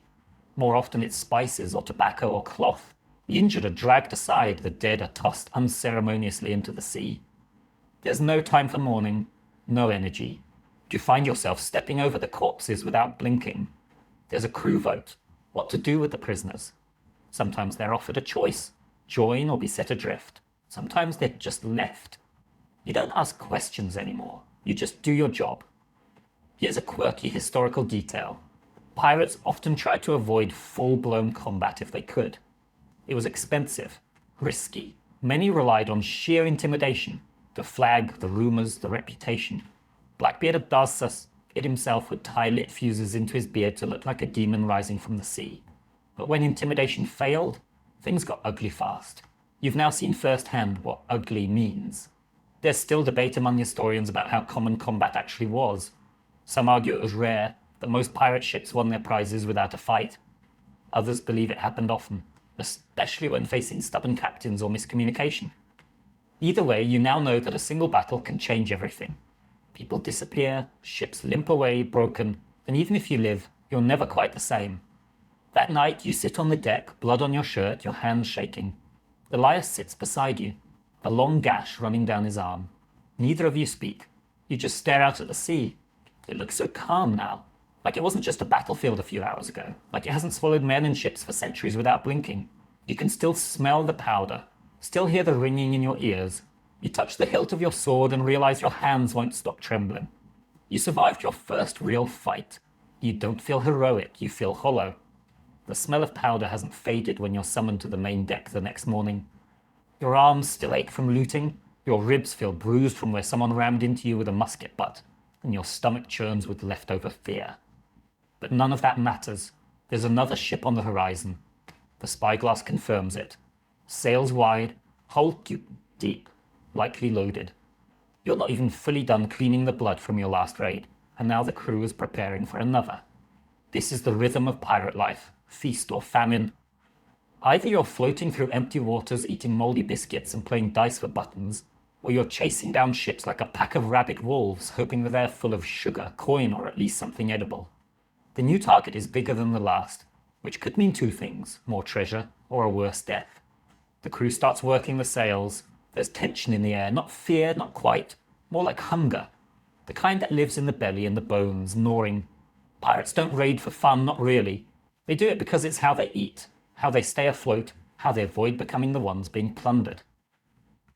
You're caught up in it now. You've stopped thinking of yourself as a hostage. Somewhere along the line, you became part of the hunt. This new ship sees you early. The Jolly Roger goes up, but they don't stop. Instead, they start turning, running. That's the worst case scenario. Chasing a ship means time, risk. They might get away, or they might lead you into a trap. Either way, the crew doesn't hesitate. Sails are tightened, wind is aged, orders barked. Your ship surges forward with groans and snaps, like it knows this dance too well. The chase lasts hours, sun blazing, sweat pouring. Every crew member pulling ropes, adjusting angles, navigating every gust like it's life or death. Which, fun fact, it is. You lean over the rail at one point, watching the sea whip past in streaks of white and blue. That's when you hear it, the distant boom of cannon fire. They're not waiting for boarding this time. They want to scare you off. You don't scare that easily anymore. Your ship returns fire, but the range is poor. The cannonballs splash into the water, geysers of salt and noise. Eventually, the enemy gets close enough to see the whites of their eyes, panic-wide, darting. It's another merchant vessel, poorly armed, desperate. And this time they fight. The boarding is less chaos and more bloodbath. They know they're cornered. You know they've got cargo worth protecting. You lose count of the bodies, the screams, the brutal clang of iron. You're shoved, slashed, nearly thrown off the deck. You retaliate with the same ugly instinct that saved you last time. And when it's over, you're alive again. panting, numb, hands sticky with someone else's blood. The cargo hold of the merchant ship smells better than anything you've experienced in weeks. Spices, molasses, even a barrel of lemons. Honest to God, lemons. The crew cheers. It's not gold, but it's survival. It's enough to buy another few weeks of not starving, not mutinying. Your quartermaster smiles with his teeth, what's left of them, and mutters something about a good haul finally. You're too exhausted to smile back. Here's where it gets complicated. After a battle like this, the loot gets divided. Shares are calculated, the code followed. The captain gets a double portion. So does the quartermaster. Specialists, like the gunner, the carpenter, the surgeon, get slightly more than regular deckhands. And you get your first official cut. It's not much. A few coins, a flask of rum, half a tin of cinnamon. But it's yours. And you realize that for the first time you've earned something not through labor, not through accident, but through violence. Historically, the promise of shares was one of piracy's most attractive perks. Unlike Navy ships, where you might work for years without pay, pirates split the spoils after every successful raid. It was risky, sure, but for many, especially the poor, desperates, or enslaved, it offered a taste of control. Even if that control came with a saber and the constant threat of death. You learn in the days that follow that the spoils of a raid are only part of the reward. There's also status. Survive enough fights, and people nod when you pass. They stop calling you new meat. They invite you to sit in the shade instead of making you swab the deck twice. Elias claps your shoulder and calls you a proper dog of the sea. You don't correct him. But the flip side of success? Complacency. The ship grows fat with loot. The crew grows loud with drink. Fights break out over stupid things. Whose hammock is whose? Who stole whose dried figs? You spot one man threatening another over a spoon. A spoon? The energy shifts from grateful to greedy, and you start hearing whispers. Not about enemies, but about each other. You catch wind of a plot. Maybe not serious, but loud enough to reach the captain's ears. The group thinking they deserve a larger cut. That the captain's holding back. You don't get involved, but you start sleeping with your blade a little closer. Because the worst fights on a pirate ship don't happen between enemies. They happen between brothers. This is the rotten core of piracy. It's not just the fear of the navy or of drowning. It's the knowledge that even in victory, you're never safe. You sail with killers, and trust is always conditional. If the gold runs low, if the food spoils, if the next ship escapes, you might be the next one with a blade between the ribs. And yet, you don't leave. Not that you could. But even if you could jump ship right now, you wouldn't. You're in too deep. You've tasted what it means to win something with your own two hands, even if those hands are stained. You've seen the faces of the men who called you useless now nod in respect. You've held treasure and felt that strange hot satisfaction in your chest that says, I earned this. You don't know what that says about you. Here's an eerie fringe fact for you. Some pirates used to keep mementos from raids, not loot. Something weirder. A splinter from a sunken ship. A gold tooth pulled from an enemy. One guy supposedly carried a cork from the rum cask that cracked during his first boarding, calling it his lucky plug. You find yourself looking at the hilt of your sword, wondering if this is now your memento. If this stained chipped blade means something now. If you mean something now. That night there's a feast of sorts. Spices from the raid are dumped into a massive pot of stew. Someone plays a battered fiddle. The crew drinks, laughs, howls. You sit on a barrel staring at your tin of cinnamon, debating whether to trade it for a dry pair of socks. You don't. You clutch it like a medal. You survived another raid. You made a little profit. You didn't get stabbed. You even got to eat something that didn't taste like barnacles. You should be proud, but all you feel is tired. You wake to shouting, but it's not the usual kind. No drunken brawl, no barking orders from the captain. No gaggle of grog-soaked idiots arguing over dice. This shouting is sharper, colder, low. Urgent tones passed around the deck like poison. You pull yourself up from your hammock, bones still sore from the last raid, and catch the word that always means trouble. Mutiny. It's whispered at first, then louder, more confidently. You hear it from Brody, who usually talks to his belt buckle. You hear it from Rat-Faced Pete, who hasn't bathed in living memory. Even Elias gives you a look, tight-lipped and tired, that says something's happening. You already know the rule. When people start going hungry or think the loot's being unevenly split, the knives come out. Not for the enemy, but for each other. The current captain, Boone, a man built like a tank with a voice like thunder, has led a dozen successful raids. But that doesn't matter now. Word is he skimmed off the top of the last haul, kept a few coins tucked away for himself. Maybe took a barrel of rum nobody noticed. Maybe. The thing is, you should have noticed someone would notice. Pirates don't forgive thievery, especially not from their own. The quartermaster, Grimharrow, isn't helping. He's supposed to be the balance, the voice of the crew, the guy who keeps the captain honest. But lately he's been less voice and more whisper. Rumour says he's in on the theft. Or worse, planning a betrayal of his own. Whether it's true doesn't matter. Once the seed's planted, it spreads. And on a pirate ship, trust is worth less than dry socks. Historically, mutinies weren't rare in pirate life. You might think pirates were all about chaos and anarchy, but in truth, their ships ran on a delicate, violent democracy. If the captain lost the confidence of the crew, he could be voted out or thrown overboard. Sometimes they just marooned him on the nearest spit of sand with a bottle and a single bullet. Other times, they let the sea decide. Boone might be next. You don't want to pick a side, not because you're noble, you're just tired. But staying neutral on a ship where everyone is armed is like swimming with sharks and hoping that they respect your boundaries. So you listen, you watch, you fake interest in every conversation. You nod when someone complains about the captain, but you don't agree. You laugh when someone jokes about accidental drownings, but not too hard. You keep your hands clean, or at least clean enough. One night, you're summoned to a quiet meeting below deck. A group of 10, maybe 15 gathered near the powder room. Elias is there. So is Sissy Jack, sharpening a blade while smiling at the floor. A man named Crimp does most of the talking, says the captain's lost his edge, says it's time for new blood, says the next ship you take could be yours if you just back the right crew. You stay quiet. Crimp looks at you, waiting. You nod, you lie. It's safer that way. The air changes the next day. Everyone moves a little faster, grips their blades a little tighter. The captain barks an order and no one jumps to follow. His eyes narrow. He knows. They always know. You wonder if he'll strike first. History's full of captains who got wind of mutiny and cracked down early. Hard. Blood on the deck, public beatings, executions without trial. Sometimes it works, sometimes that it just pushes the crew to snap faster. But Boone, he does something unexpected. He calls a meeting. The whole crew gathers on deck. The sun is high, the air thick with tension and sweat. Boone steps up to the helm. He doesn't raise his voice, he doesn't threaten, he just speaks. He reminds the crew of their victories, of the treasure in the hold, of the Navy's ships you've outrun. He admits mistakes. Too much rum taken, maybe a few coins gone missing. He swears it wasn't for greed, just poor judgment.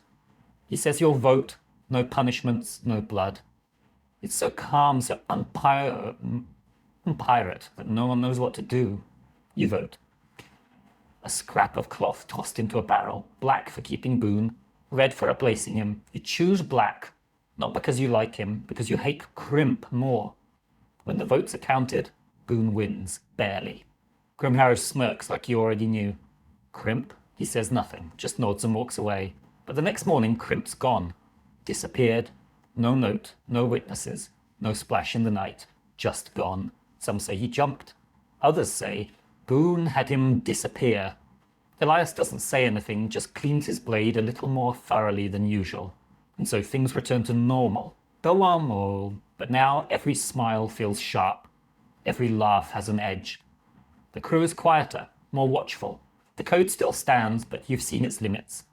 Democracy works here, but only until someone gets nervous, or ambitious, or bored.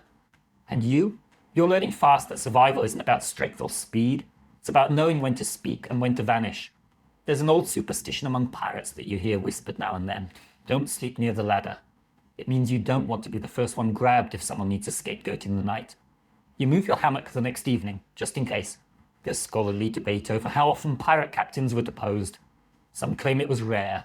Most captains were too feared or respected to be challenged.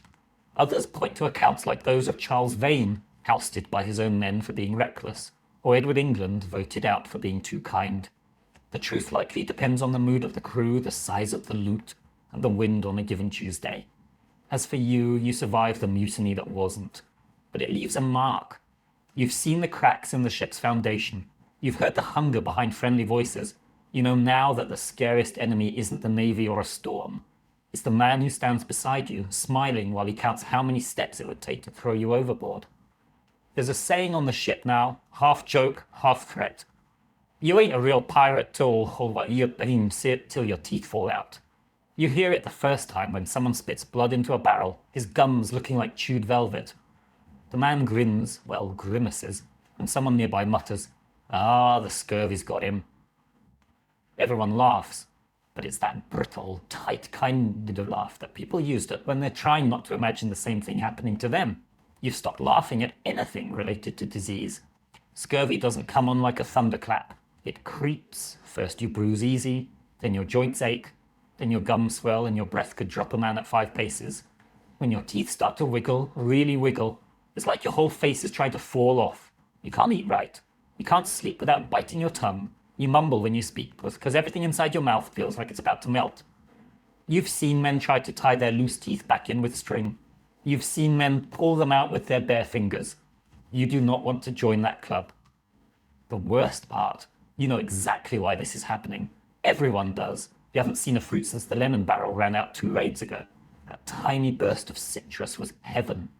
Pure, acidic salvation. But it was gone in a week.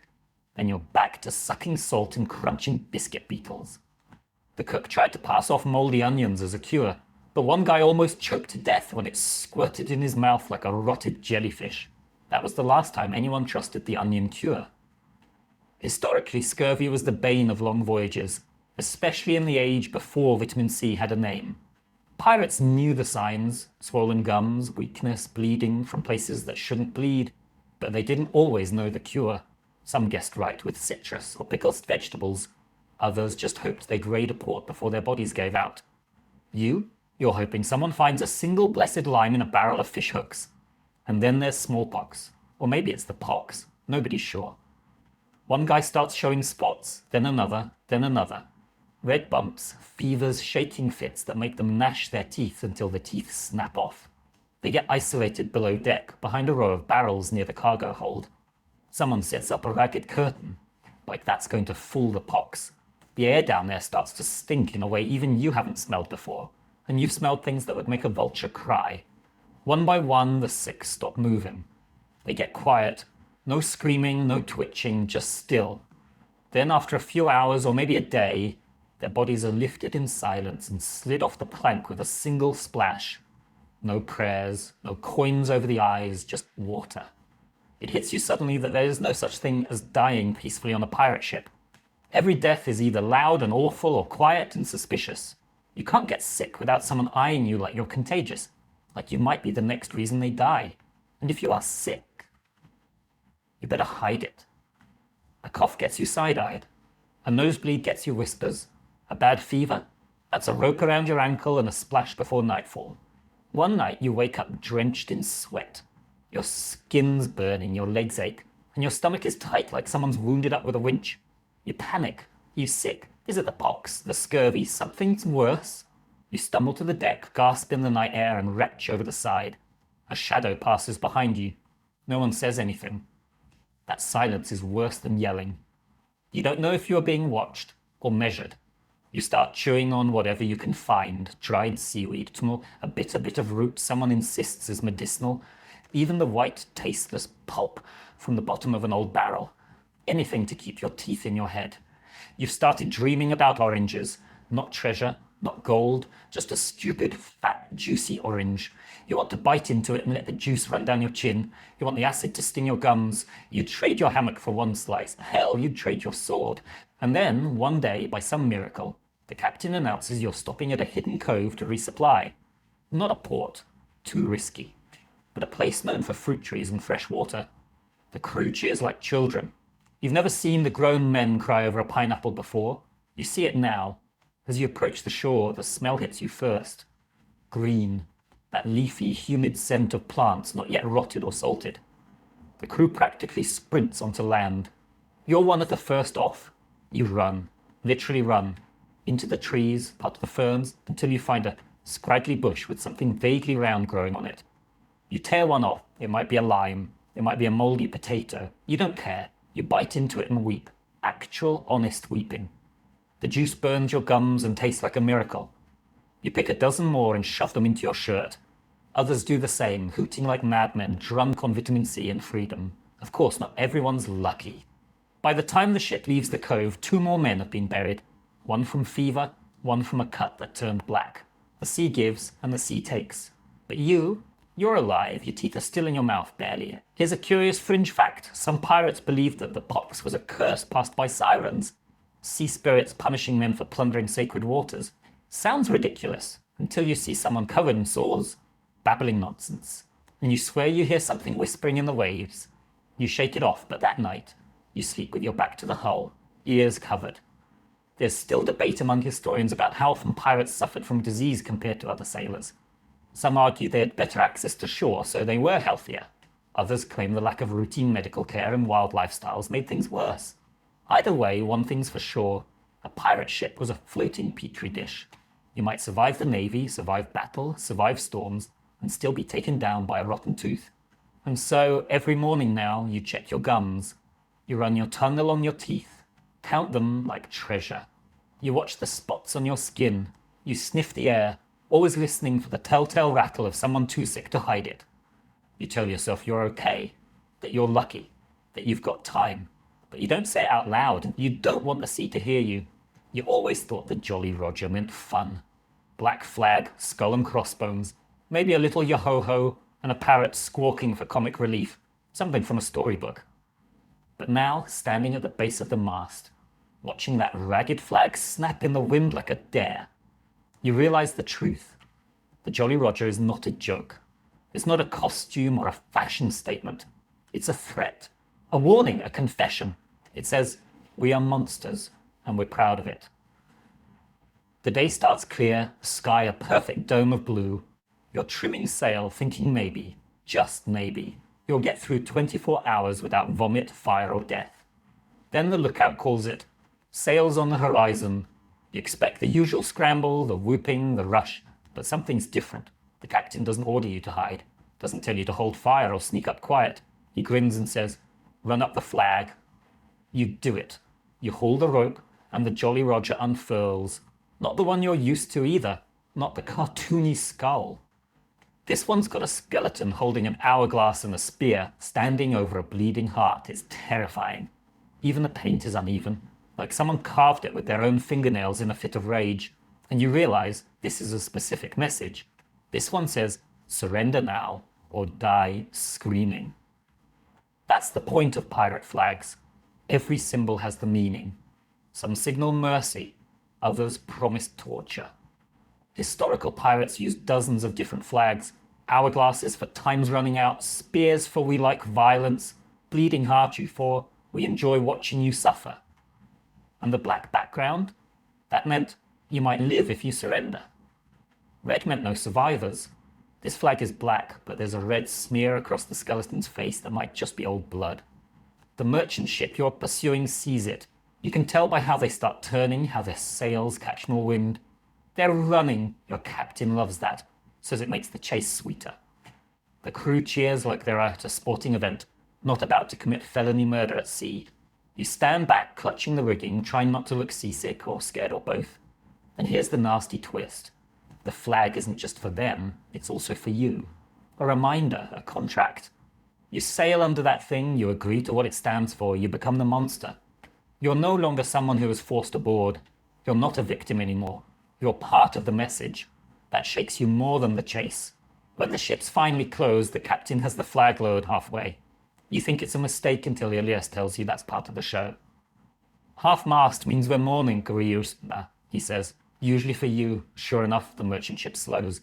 You see people waving a white cloth. They are surrendering. No one cheers, not yet. You board with the others. The crew of the merchant vessel is lined up, shaking, eyes wide. Some have weapons, but they drop them quick. There's no fight in them. They've seen the flag, they know what it means. And still, just to make a point, the captain selects one man and has him dragged forward. We fly death, he says, so we have to mean it. The man is stabbed, slow and deliberate. Not killed, not yet. Just enough to show everyone else what's waiting if they don't behave. Blood splashes the deck. A few people weep. A child clings to her mother. You don't breathe. You don't move, you don't speak. Then, and only then, does the captain let the looting begin. Later, you ask Elias why the show, why the flag, why the need to terrify. Fear, he says, is faster than gunpowder. If they're scared enough, they don't fight. No fighting means no blood, no damage. Clean job, clean loot. He pauses. And sometimes we just like the fear. You wonder if he means we or they. You hope it's they. Here's a quirky fact you won't find in children's books. Pirate flags were often customized on the fly. Some were sewn from old sails, others painted with tar, pig's blood, or red wine. There's one story of a pirate who nailed his enemy's ears to a flag and hoisted it just to see if it flapped right. Nobody remembers his name, but everyone remembers the flag. Some ships even carried multiple banners to swap out depending on their mood. There's some scholarly disagreement over how widely used the Jolly Roger really was. The image of the skull and crossbones is so iconic it feels universal.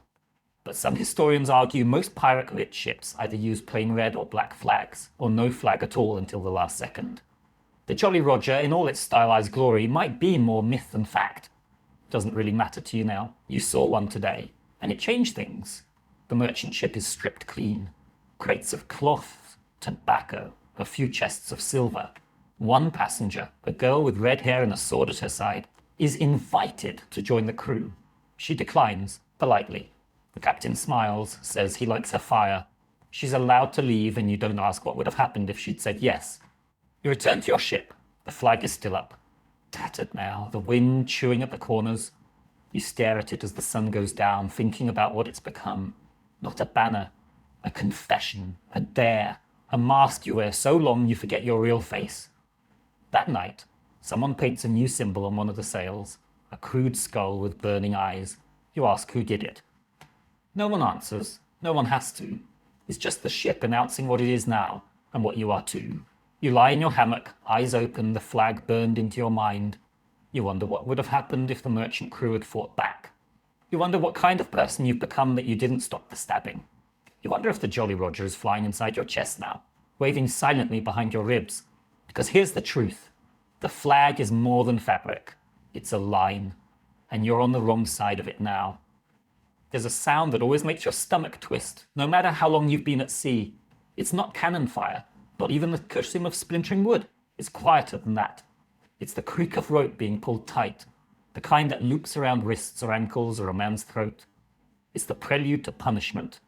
You hear it now, echoing through the stillness of the afternoon, and the hairs on your neck rise like sails in a squall. Someone's broken the code, again. This time it's simple. Theft. One of the newer crew, barely more than a boy, was caught trying to sneak a silver ring into his boot. It wasn't even a valuable one, just a little band from the last raid, probably worthless. But the captain made the rules clear. Loot gets divided fairly. Anyone caught skimming? That's mutiny in miniature. And mutiny, even in its mildest form, gets met with pain. They tie him to the mast. He doesn't struggle. Maybe he knows that struggling just makes it worse. Maybe he's too scared to move. His shirt is torn off, his back pale and trembling. The bosun steps forward with the whip, an old knotted thing with bits of shell and wire woven into the strands. It's not meant for correction. It's meant for damage. You've never heard a whip break the air before. It whistles first, like a snake hissing through the dark, and cracks with a sound like bones snapping. The boy screams. The crew doesn't blink. Another lash. More blood. By the third, he's sobbing.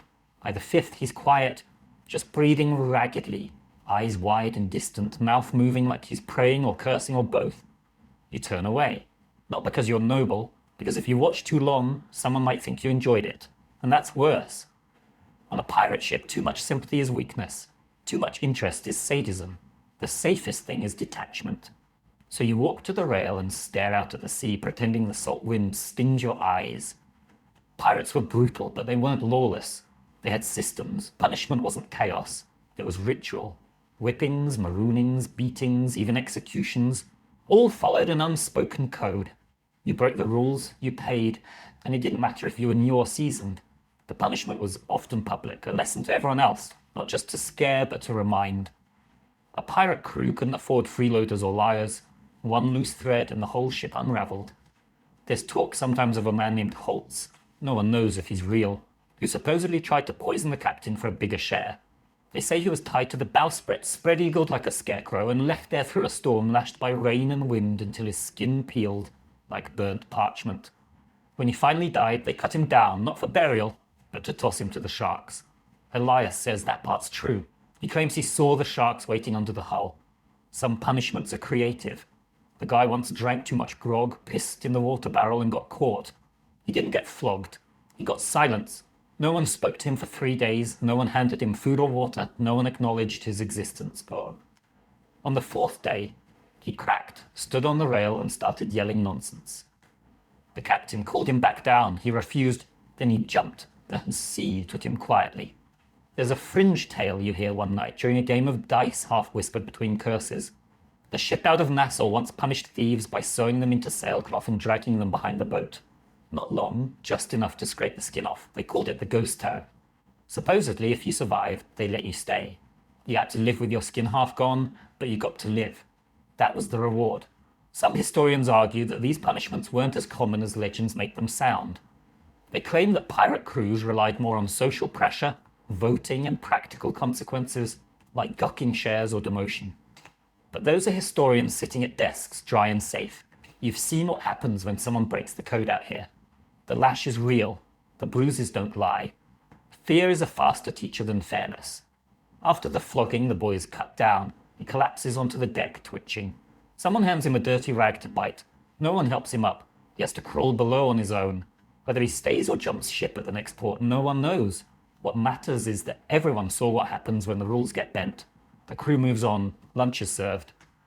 Someone starts humming a sea shanty like the mast wasn't just dripping blood 5 minutes ago.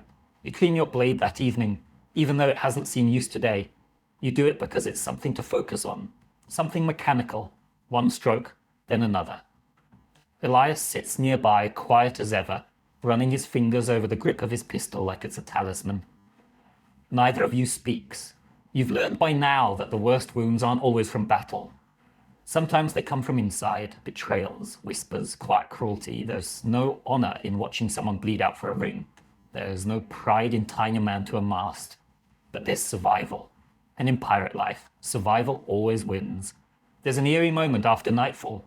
The ship rocks gently, moonlight slipping across the deck like spilled milk. You pass by the mast, and you swear you see the imprint of the boy's body still there, shadowed in the wood, like the ship remembers. Maybe it does. After all, she's seen more punishment than most prisons. And here's the part that keeps you up. You didn't stop it. You didn't speak up. And part of you knows, next time, it could be you, maybe not for theft, but for failing in a raid, for getting caught sneaking extra water, for stepping on the wrong toes. Because out here, punishment isn't about justice, it's about control. And the whip doesn't care who's guilty, only who's next. Shore leave isn't a reward. Not really. It's more like a collective pressure release, the kind that lets everyone explode at once before they start stabbing each other on the ship.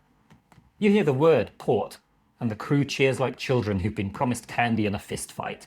The ship changes course, and suddenly everyone starts preening, brushing knots from their beards, trying to bleach sweat stains from their shirts, and swapping out boots full of seawater for ones that only smell mostly like dead fish. You can't help it. You're excited too. You haven't walked on stable ground in weeks. Your knees have forgotten how to function without sway. And the idea of land, real land, with smells that aren't mold and bilge, with food that doesn't crunch when it's not supposed to, that's enough to make you overlook the fact that half the crew is planning to drink until they forget their own names. The port in question is a crooked little place clinging to the edge of an unnamed island, all thatched roofs and bent palm trees, and a harbour that looks like it was dug by a drunk god. There's one dock, half a dozen shanty bars, and a brothel that leans so hard to the left it looks like it's trying to escape itself. You dock mid-morning. By mid-afternoon, the crew has scattered into the town like rats onto a bread cart.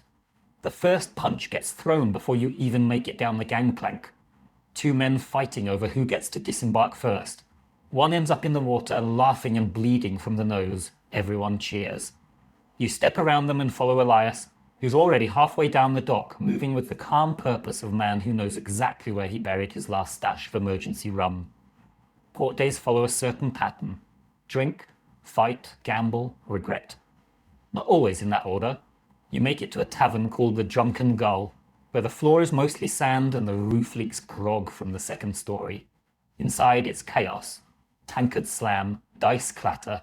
A man in the corner is playing a hurdy-gurdy with such intensity you suspect he's exorcising demons. You get handed a drink that smells like it was strained through a cannonball. You drink it anyway. By your second cup, things get hazy. By your third, you've arm-wrestled a man twice your size and won purely by sneezing mid-match and distracting him. By your fourth, you've lost your boot in a dice game. Not the pair, just the left one. You don't even remember taking it off. Historically, pirate ports were melting pots of debauchery. Nassau, Port Royal, Tortuga, names whispered with equal parts dread and delight.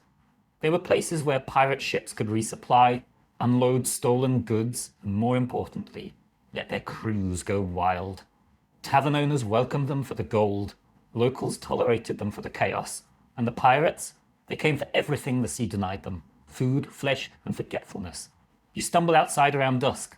The air smells like fire, sweat, and sweet tobacco. Somewhere nearby, someone is being serenaded very badly. A man runs past with no pants. Another walks behind him, calmly holding the pants like a trophy. You turn and see Elias sitting on a barrel, feeding crumbs to a chicken he insists is named Morris. You don't question it. You're too drunk to spell chicken. The brothel is easy to find. Just follow the trail of broken glass and laughter. You don't go inside, but plenty of others do. You hear the creaking walls from the street, the moaning, the occasional scream. It's not all pleasure. Pirates often confuse lust with ownership, and not all encounters are consensual. That part never makes it into the sea shanties. You feel a little sick, and not just from the rum. Here's a bizarre little fact you overhear from a drunken sailor. There's a port where they train parrots to mimic coins clinking in a purse, just to lure pirates into gambling halls. Another sailor claims there's a house that lets you pay in teeth. Both men have black eyes. You don't doubt either story. Later, you sit in the sand outside a shuttered bakery, cradling your head. The stars are blurry, your stomach is a mutiny all its own. You hear a familiar whistle and look up to see one of your crewmates being chased by a mob. He's laughing. They're not. You decide not to get involved. A lesson you've learned well. If it's not your blood, it's not your problem. As the night stretches on, the streets get quieter. Fewer shouts, more groans. You pass by a man asleep with a chicken on his chest and 2 gold coins balanced on his eyes. Not dead, just hopeful. Someone plays a sad tune on a fiddle, the notes rising into the night like ghosts. You sit beside a barrel and finally throw up everything you've eaten in 2 days. It feels like freedom. Scholars debate whether shore leave was truly as wild as the legends say. Some argue the stories were exaggerated, tall tales passed around to make pirates seem more fearsome or more fun. Others point to official records from governors and merchants that describe drunken mobs, fires, and even full-blown riots. From where you're sitting, wiping your mouth with a sleeve that smells like fish and blood, it all feels pretty accurate. You wake the next morning on the deck of the ship. You don't remember getting there. Elias is next to you, holding Morris in his lap. You bought him, he says deadpan. Said you wanted a conversation partner. Morris squawks and immediately poops on your leg. You nod, accepting your fate. The crew trickles back throughout the day, limping, groaning, bragging. One man's missing a finger. Another has a new tattoo that says freedom in backward letters. The captain counts heads, nods once, and says, "Set sail." No one asks where. No one questions the decision. Shore leave is over, the sea calls. You haul lines with shaking hands and a pounding skull, knowing you won't see land again for weeks, maybe months. As the port fades behind you, someone starts singing. It's a slow song, not a cheerful one. A tune about death and salt and lost gold. The crew joins in. You hum along even though your throat feels raw. Morris flaps his wings and settles on a barrel. You're back at sea, and somehow, despite the bruises and the hangover and the suspicious pain in your right knee, you already miss land. Treasure. That's the word that got you here, right? Not freedom, not rebellion, not life on your own terms. Treasure. Shiny gold coins, glimmering necklaces, crowns from fallen kings tucked into velvet-lined chests. Every tale you ever heard growing up dangled that word in front of your face like bait on a hook. But now, after months aboard this cursed ship, after blood and bruises and chewing your own sleeve to stop your teeth from chattering through storms, you've realized a brutal truth. There is no treasure. Not the kind you imagined anyway. You're in the hold right now, helping Elias sort through your latest haul. The big score. A sugar bark seized 3 days ago, after a decent chase and an unimpressive fight. No one died, at least not on your side. And what did you risk your life for? Crates. Endless crates. Of sugar, molasses, cotton, tobacco. A warehouse on water. You dig through one crate looking for coins. Instead, your fingers sink into sacks of raw sugar so fine it clings to your sweat like flour. Sweet? Yes. Worth dying for? Definitely not. But the quartermaster is grinning. He's practically dancing among the barrels, because this apparently is real treasure. Sugar fetches a high price at the right port. Tobacco too, and cloth, especially if it's still dry, can be flipped for more rum and gunpowder than a pile of coins. You just stare at the sticky mess pooling in your boots and wonder what the hell you're doing with your life. Elias claps your shoulder. What? You wanted gold? He asks. This is gold, friend. White gold, sweet gold, gold you can eat. You resist the urge to throw a sugar sack at him. Historically, pirates rarely found the fabled chests of Spanish doubloons and cursed jewels that stories like to go on about. Most of the time, the loot was more practical. Barrels of food, tools, spices, medicine. Things a pirate crew could use or sell quickly before they rotted. Gold was rare, and when it was found, it was often in the form of trade bullion or coin mixed in with other cargo. Once in a while, a ship would stumble upon something glittery enough to make the legends real, but those were the exceptions, not the rule. And even when you do find coins, there's a catch. The moment they're in your hands, every man on board becomes a little twitchier, a little more watchful, a little more willing to slit a throat over a bad dice roll. Silver brings sharp tempers, gold brings murder. You've seen it happen twice already. Once over a gold necklace that turned out to be brass. Once over a coin that vanished in the night and later turned up in a boot. The wrong boot. But sugar? No one fights over sugar. No one gets stabbed over dried figs or indigo powder. That's part of the appeal, you guess. Safer cargo. Less stabbing, more boredom. And yet the crew still talks about buried treasure like it's real. There's always some guy with a whisper. I heard of a cache out in the Keys, sealed in iron. Black Sam Bellamy's hoard stashed in a cave only visible at low tide. A wreck near Tortuga, sunk with 30 chests of coin and one of bone. You don't know if they believe it or if the story's just too good to let die. One man, Weevil, who smells like he was born in a boot, swears he found a map once, sold it for a bottle of rum and a kiss from a toothless brothel girl, claims it led to a cave full of golden idols and goblets tall as a man's thigh. You ask why he sold it then, he just grins and says, maps are cursed. Best to be poor and alive than rich and haunted. That's another thing you've noticed. The richer the loot, the darker the stories. Everyone's heard of treasure with a cost. Chests that scream when opened. Gold that melts when touched. Ships that sank because their cargo wanted to stay buried. You chalk it up to too much rum and too many concussions, but part of you, some salty sleep-deprived part, wonders. There's a debate among historians too about whether pirates actually buried treasure. The popular image of X marks the spot and skeletons guarding hoards comes mostly from books, not reality. Only a few documented cases exist, like the infamous Captain Kidd, who may or may not have buried a stash on Gardiner's Island. Most pirates spent their loot fast. Booze, women, bribes, repairs. There was no point in saving when tomorrow you might be floating in the sea with half your face gone. Still, one of the gunners carries a scrap of oilskin with shaky writing and half a drawing. He says his father gave it to him. Says it leads to the treasure, the one everyone dreams about. No one believes him, but no one laughs either. You help haul the cargo up to the deck where it's stacked and catalogued. A few sacks burst, covering the boards in sweet white dust. One pirate snorts a line of it as a joke and immediately chokes. The crew laughs so hard someone falls overboard. No one jumps in to help. That night, as the sun sinks and the barrels are tied down, you sit by the rail with Elias and listen to the others sing about gold and women with ruby eyes. You think about how none of them ever seem to sing about tobacco or nutmeg. No one composes a sea shanty about dried oranges.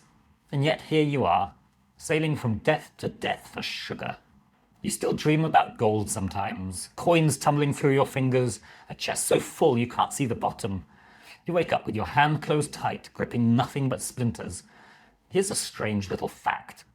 Some pirates were paid in goods instead of coin. A barrel of molasses here, a bolt of silk there. They'd trade those items in port like merchants, hawking stolen tea for a sword or an old map.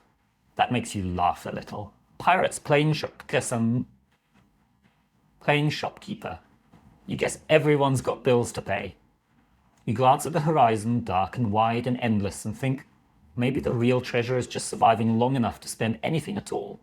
Or maybe the real treasure is an orange that hasn't turned to mush, or a dry pair of boots. You pat your own boot, and it squelches. Definitely not the boots.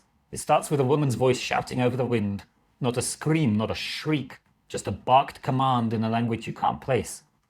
At first, you think it's your own captain, shouting orders from behind you. But when you turn, you see another ship, low and sleek, sails dark as storm clouds, moving like it's being pulled by something angry and hungry beneath the waves.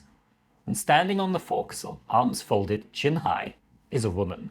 Not some tavern lass dragged along for luck. No, she's the captain, the crew mutters. Delias whistles low. That's Anne Bonny's colours, he says, half in awe, half in fear. Or maybe Mary Reed's. Either way, we're in for it. You've heard the names before, whispers of women who fought fiercer than any man, who dressed like devils and fought like demons. You would assume those stories were mostly myth.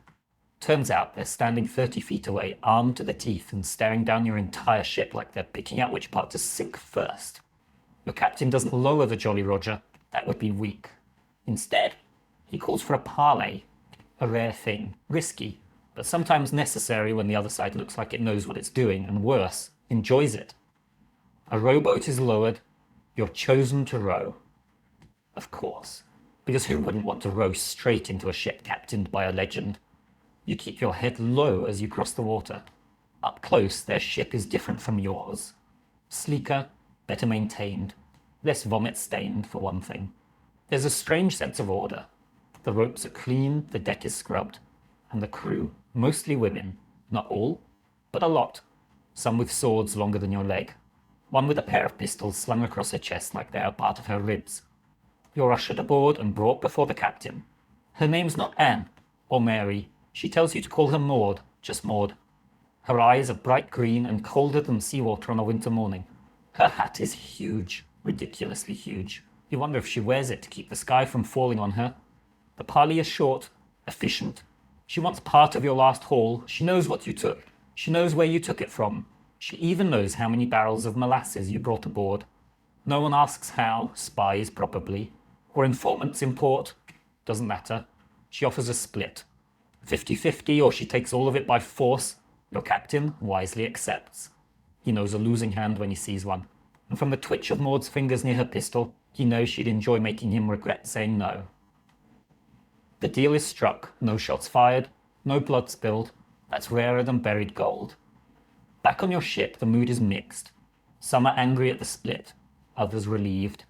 You, though, you're fascinated. Because you'd assumed this was a man's world. A brute's world. A place where women only existed as myths or victims or background noise. But that's not the full truth. You've just met one of the exceptions, and out here, exceptions make the rules. Historically, female pirates were rare, but very real. Anne Bonny and Mary Reed were the most infamous, both known for dressing as men in battle, wielding pistols, and reportedly fighting harder than anyone else aboard. Qing Shi, the Chinese pirate queen, commanded a fleet of hundreds of ships and enforced a strict code that included instant execution for disobedience. These weren't mascots. These were leaders, terror makers, rule breakers, and occasionally survival stories dressed in lace and steel. There's a superstition among sailors that women on ships bring bad luck, that they stir up storms and drive men mad. You've heard that one plenty. You've also heard the older sailors claim that seeing a woman aboard means the sea will soon take someone. But now you're wondering if that's just old fear talking. Because Captain Maud didn't look like bad luck. She looked like order, like danger, like exactly the kind of person who survives out here. Where survival means knowing when to trade barrels and when to slit throats. Not every pirate queen is famous. There are quiet ones. The cook's assistant on your ship, Mira, is said to have slit a Navy officer's throat during a boarding party and tossed his body into the sea with no one noticing. She rarely speaks, but everyone makes sure to be polite when she sharpens her knives. Then there's the oddballs, the musician with the third nipple who claims it's a lucky charm from a mermaid. The old man who believes his beard is haunted by the spirit of his dead wife. The carpenter who swears he once kissed Davy Jones and now can't eat shellfish without crying. These people aren't captains, but they're part of the fabric of pirate life, fringe characters, living legends. They keep things interesting and terrifying. One of them, Jasper the Mad, has a tattoo of a woman riding a shark on his back. He says it's Ching Shi, or his mother. He's not sure. Either way, he talks to her every morning before breakfast. You used to think he was insane. Now you're not so sure. There's an open debate among historians about how much power women really had in pirate society. Some argue they were rare exceptions, tolerated only because of extraordinary skill or force of personality. Others suggest that pirate life, being outside the bounds of traditional society, allowed for more freedom, gender included. A floating meritocracy where the only thing that mattered was what you could do with a blade and a bottle. You ask Elias what he thinks. He shrugs. Doesn't matter, he says. Anyone who can sail, fight, and not get killed is fine by me. Don't care if they've got a beard or a bonnet. You nod. Because honestly, he's right. A week later, you spot Maud's ship again on the horizon. She doesn't come close, just sails past, a black streak on the water. Her flag flies high, an hourglass above crossed blades. You wonder what message she's sending this time. A reminder? A warning? Maybe just a nod from one survivor to another. That night, you dream of standing at a ship's wheel, wind in your hair, a fleet behind you. In the dream, your voice is loud, your coat is long, and no one questions your orders. You wake up smiling just a little, because out here, the sea doesn't care who you are, only whether you last. And Maud, she's still out there. You're eating cold fish off a rusty tin plate when you notice something odd. It's quiet, not calm. Pirate ships are never calm, but quiet in the way a room goes silent right after someone says something they shouldn't have. You glance up. Elias is gone, so is Whisper. The captain hasn't left his quarters in 2 days, and the quartermaster? He's been pacing the deck like a priest at a hanging. The crew won't meet your eyes. Something's off. And out here, off usually means someone's about to end up bleeding or on fire, or both. You ask around carefully. Neutral questions. Seen Elias? Captain all right? You get shrugs and non-answers, a few scowls. One man spits overboard without looking at you. Finally, you catch Brody near the forecastle, nursing a cracked lip and a mug of what he insists is tea, but definitely smells like old socks and rum. He leans in close, low voice and says, "They're talking deals. Navy, maybe. Or the East India bastards." Deals? That's worse than mutiny. Pirates live outside the law, that's the whole point. But every now and then someone on board gets clever, or desperate, and starts talking to the other side. Maybe they offer up intel in exchange for gold. Maybe they sell out old allies to buy a pardon. Either way, it's treason, and treason doesn't go unnoticed for long. Turns out Whisper, who's been with the ship longer than you, disappeared during the last port call. No one saw him leave. No note, no fight, just gone. But someone found a sealed envelope in his hammock. Nothing written on the outside. Inside, a list of names. Yours is on it. So is Elias's. So is Brody's. The implication is clear. Someone is keeping tabs. Selling out the crew one name at a time. Your hands go cold. It could be nothing. A joke. A warning.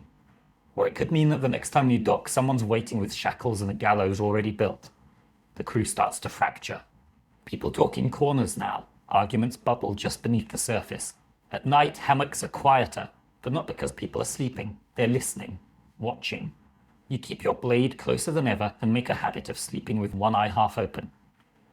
Elias finally returns one morning with a split lip and no explanation. You ask him where he went. He says, out. You don't press. But later, he slips you a folded scrap of paper with a single line written in charcoal. Trust no one below deck. You ask no more questions after that.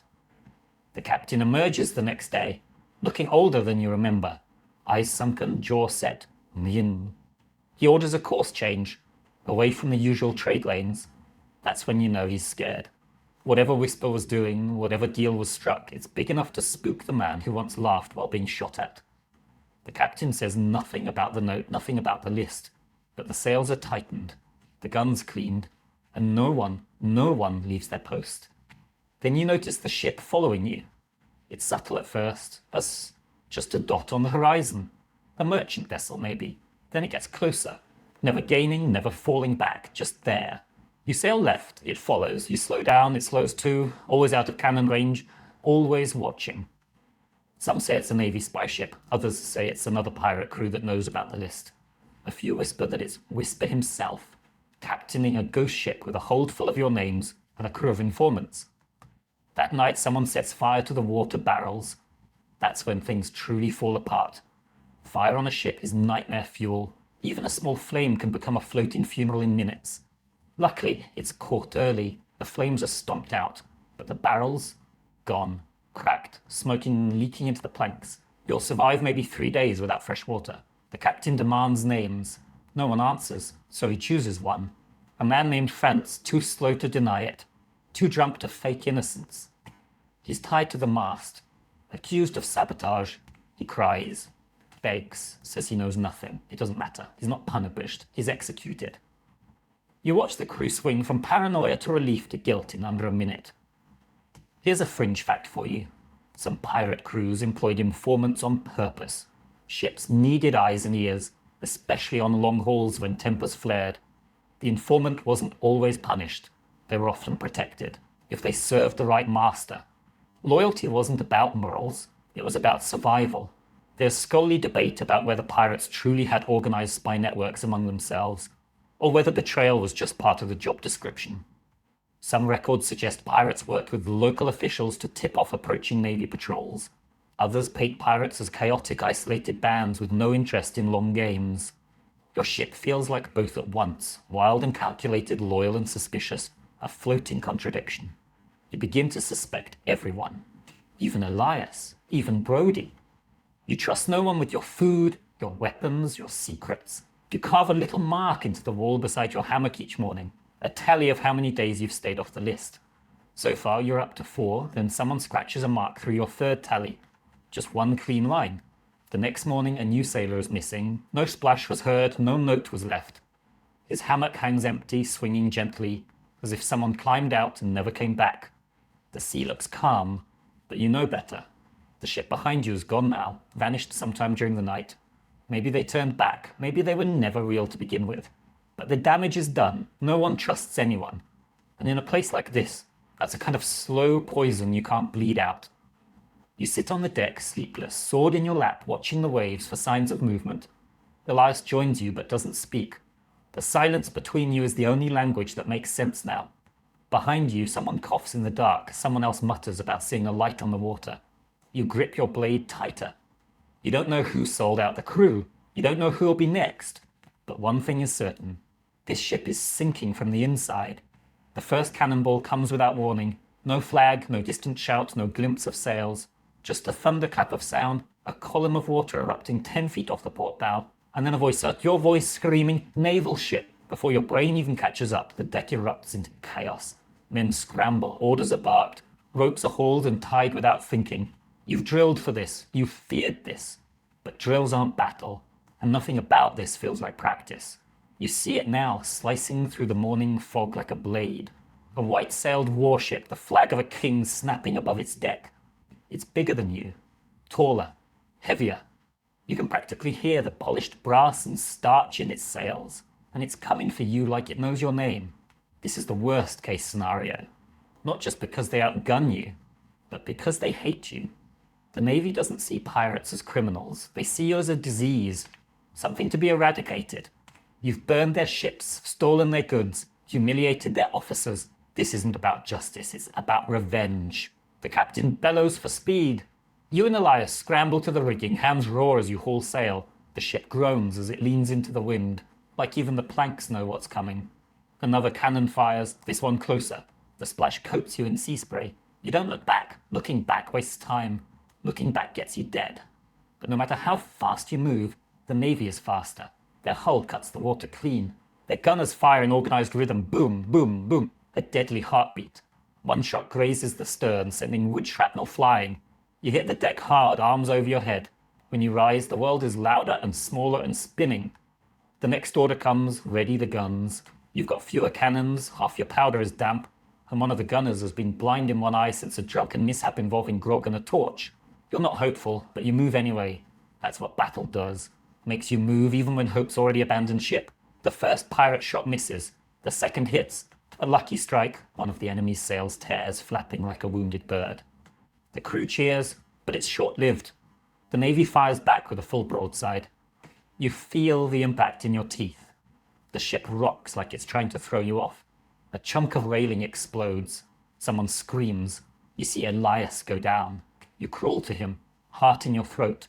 But it's just a graze. His arm is bleeding, but he's breathing. You drag him behind a barrel as another volley shrieks overhead. Historically, Navy ships had advantages pirates couldn't match. Better weapons, more men, sturdier hulls. Pirates relied on speed, surprise, and fear. But when those things failed, it was like fighting a lion with a stick. Especially in later years, as piracy became more of a hunted practice and less of a tolerated nuisance, governments poured resources into chasing and exterminating crews like yours, and some naval officers made it personal. There's no romance here, no clever tricks, just brute force. The two ships circle each other like animals, teeth bared, blood in the water. Your captain tries to outmaneuver them using every trick he knows, sudden turns, faked retreats, surprise broadsides. But they are not fooled. They've seen it all before. They answer every trick with a wall of iron and fire. And then they close the gap. Grappling hooks fly. The worst kind of fight begins, the boarding. The enemy swarms your deck, uniforms stained with smoke, sabers raised. It's chaos, screams, steel, blood. You see men fall, some from wounds, others overboard. You find yourself locked in combat with a man twice your size and only win because he trips on a loose plank and you stab him through the gut as he falls. You don't feel heroic. You feel sick. Elias is fighting near the foremast, his face twisted, his shirt soaked in blood.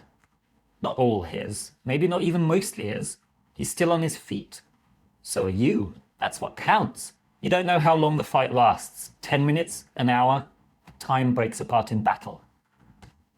What you do know is the tide turns, just barely. The Navy captain is wounded. His men falter. Your quartermaster roars like a beast and leads a countercharge that pushes them back across the gangplank. One pirate drops a torch on their deck before they retreat. Fire leaps up fast. Someone screams to cut the ropes. And just like that, it's over. The Navy ship limps away, burning slowly, smoke curling like ink across the sea. Your ship is battered, torn, bleeding from the seams. You've lost 4 men, 2 more are dying. The deck looks like a butcher's table. You sit down hard back against the mast. Blood on your face, your fingers twitching like they've forgotten they're attached. Elias drops beside you. His arm is bound with a strip of someone's shirt. He doesn't speak. Neither do you. And here's the eerie part. After the Navy flees, the sea goes completely quiet. No wind, no gulls, just the crackle of burned wood and the groans of the wounded. It feels wrong, like the ocean is waiting to see what you'll do next. Here's a fringe fact. Some pirates believe the Navy used spies to mark ships with cursed symbols before an attack. Tiny knots of red thread tied into the rigging, ashes smeared across the mast. You think that's nonsense, until you see a red stain near the helm that wasn't there yesterday. There's scholarly debate about just how effective pirate resistance was against Navy forces. Some argue pirates avoided conflict whenever possible, knowing they were outgunned. Others claim successful pirate crews often defeated Navy ships through cunning and speed. Today your crew won, barely, but the cost, it shows on every face. That night, a silence falls over the ship. No songs, no games, no toasts, just the sound of repairs and shallow breathing. You lie in your hammock, every bruise pulsing like a drumbeat, your hands still coated in blood. Some of it's yours, some of it isn't. You should feel proud, but all you feel is numb. And somewhere out there you know another ship is coming. Bigger, better, meaner. 'Cause the Navy never forgets. They catch you while you're sleeping, not during battle, not during a storm or raid, just a quiet, still night when the sails are full and the sea is flat as polished glass. You'd almost started to believe the worst was behind you. You were wrong. Starts with a whistle. Not a shout, not a bang, just a whistle, low and slow. Then the sound of boots on the deck, too many to count. By the time you're fully awake, your wrists are bound and there's a sword tip hovering near your throat. The man holding it has that clean, stiff look only Navy officers seem to pull off, like someone ironed him into his uniform. Behind him, more soldiers swarm the ship, weapons drawn, expressions stone cold, no fight, no warning, just capture. You're dragged up onto the deck where the rest of the crew's already assembled. lined up, tied and silent. Elias is there, kneeling with blood on his temple. The captain stands in the middle, arms behind his back, jaw clenched, eyes locked on the officer like he's memorizing every wrinkle in the man's smug, pale face. A trap.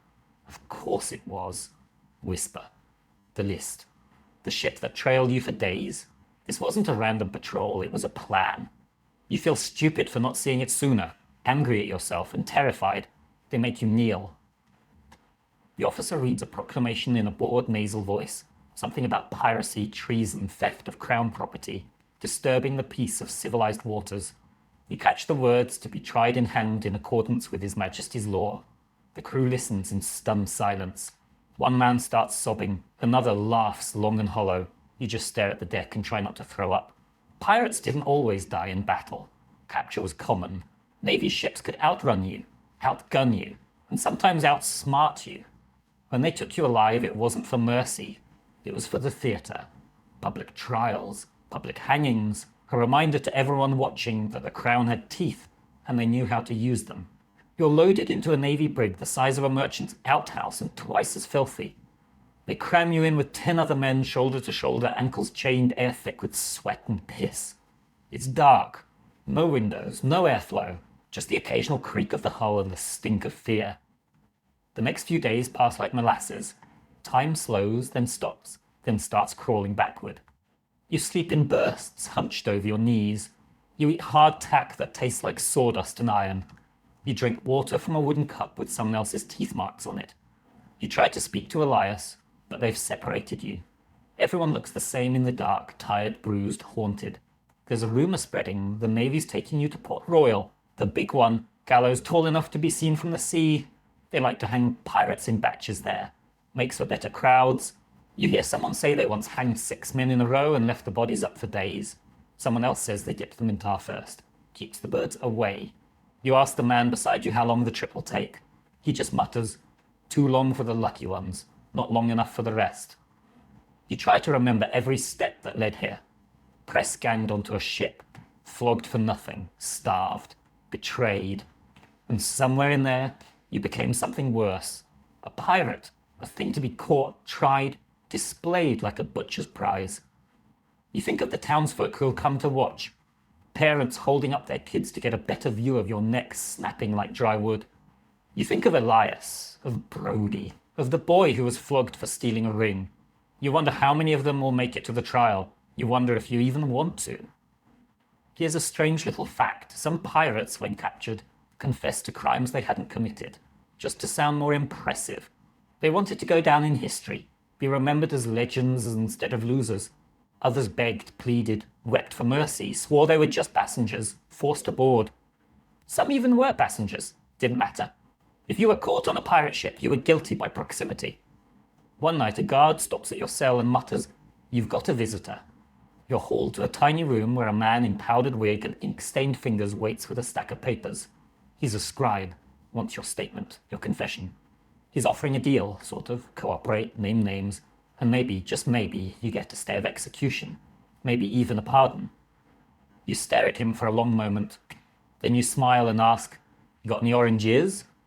He does not find that funny. There's scholarly debate about how many pirates actually went to trial and how many were just executed on the spot.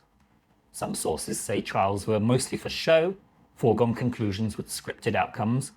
Others suggest some pirates were granted clemency if they turned informer or agreed to hunt other pirates. You don't know which version is true, you're not sure it matters anymore. The ship rocks hard one night, bad weather maybe. A few guards stumble, one drops a ring of keys near your cell, and for one impossible second the world holds its breath. But no one moves, not you, not the others. You're all too tired, too broken. Even freedom doesn't look like salvation anymore. Just a longer delay. You spend the rest of the night staring at the ceiling, which is just black wood and dripping condensation. Every creak sounds like a noose tightening. Every splash sounds like a final breath. The next morning you see land, and beyond it, the gallows. The docks of Port Royal smell like brine and rot and something faintly metallic. Maybe blood. Maybe just the iron chains locked around your wrists. You're marched off the ship with the rest of the captured crew, single file, boots dragging, manacles clinking in rhythm like some perverse sea shanty. The townspeople are already lining the streets. Some spit, some stare. A few actually cheer. You can't tell which is worse. Port Royal was once the most wicked place in the New World.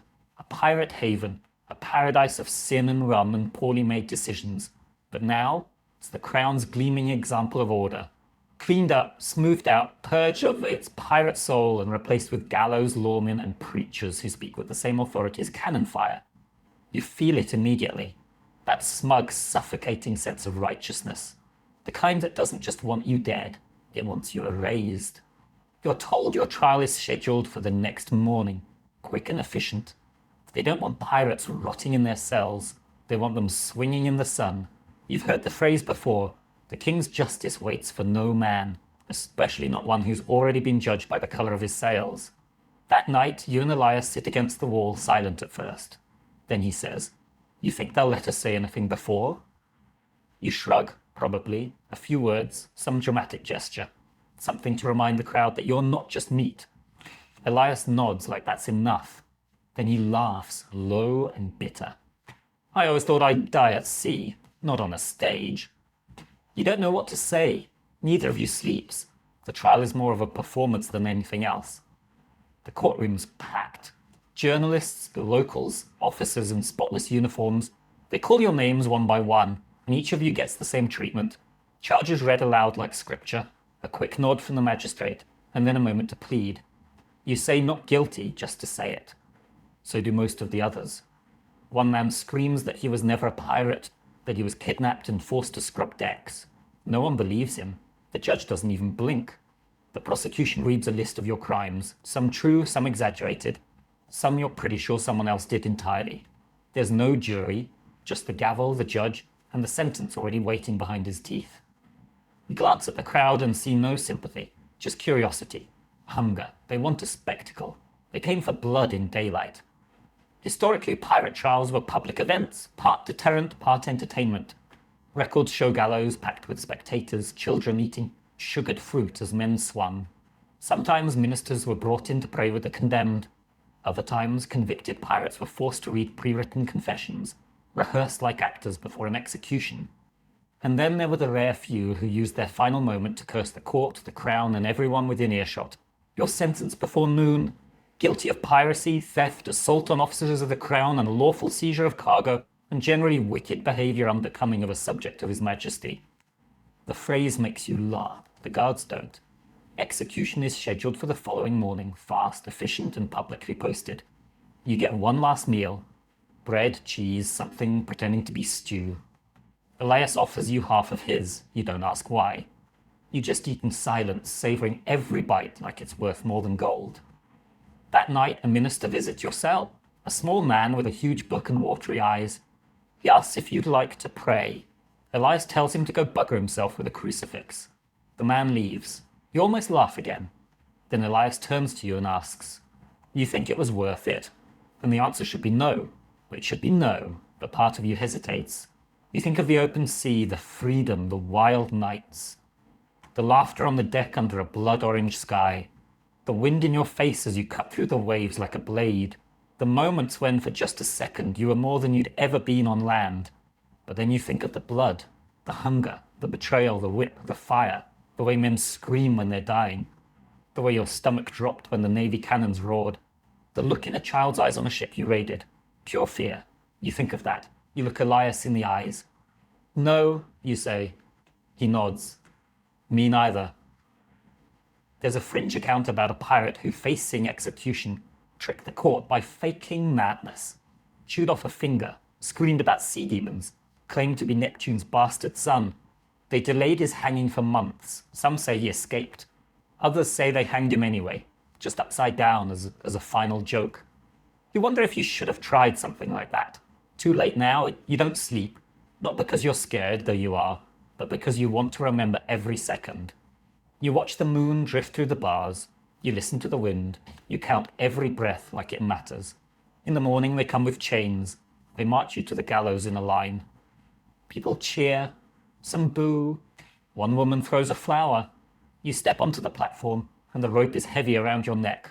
Scratchy. Smells like damp rope and smoke. They ask if you want to speak. You look out at the crowd, you see children, sailors, officers, a man picking his teeth with a knife. You take a breath and say, I was a fool, but I was free more than any of you here. Then you spit. The executioner doesn't wait. The trapdoor opens, you don't die, or maybe you do for a second. It's hard to say. One moment, there's rope around your throat, the crowd holding its collective breath, and the executioner's hand twitching toward the lever like a man just dying to do his job. The next, chaos.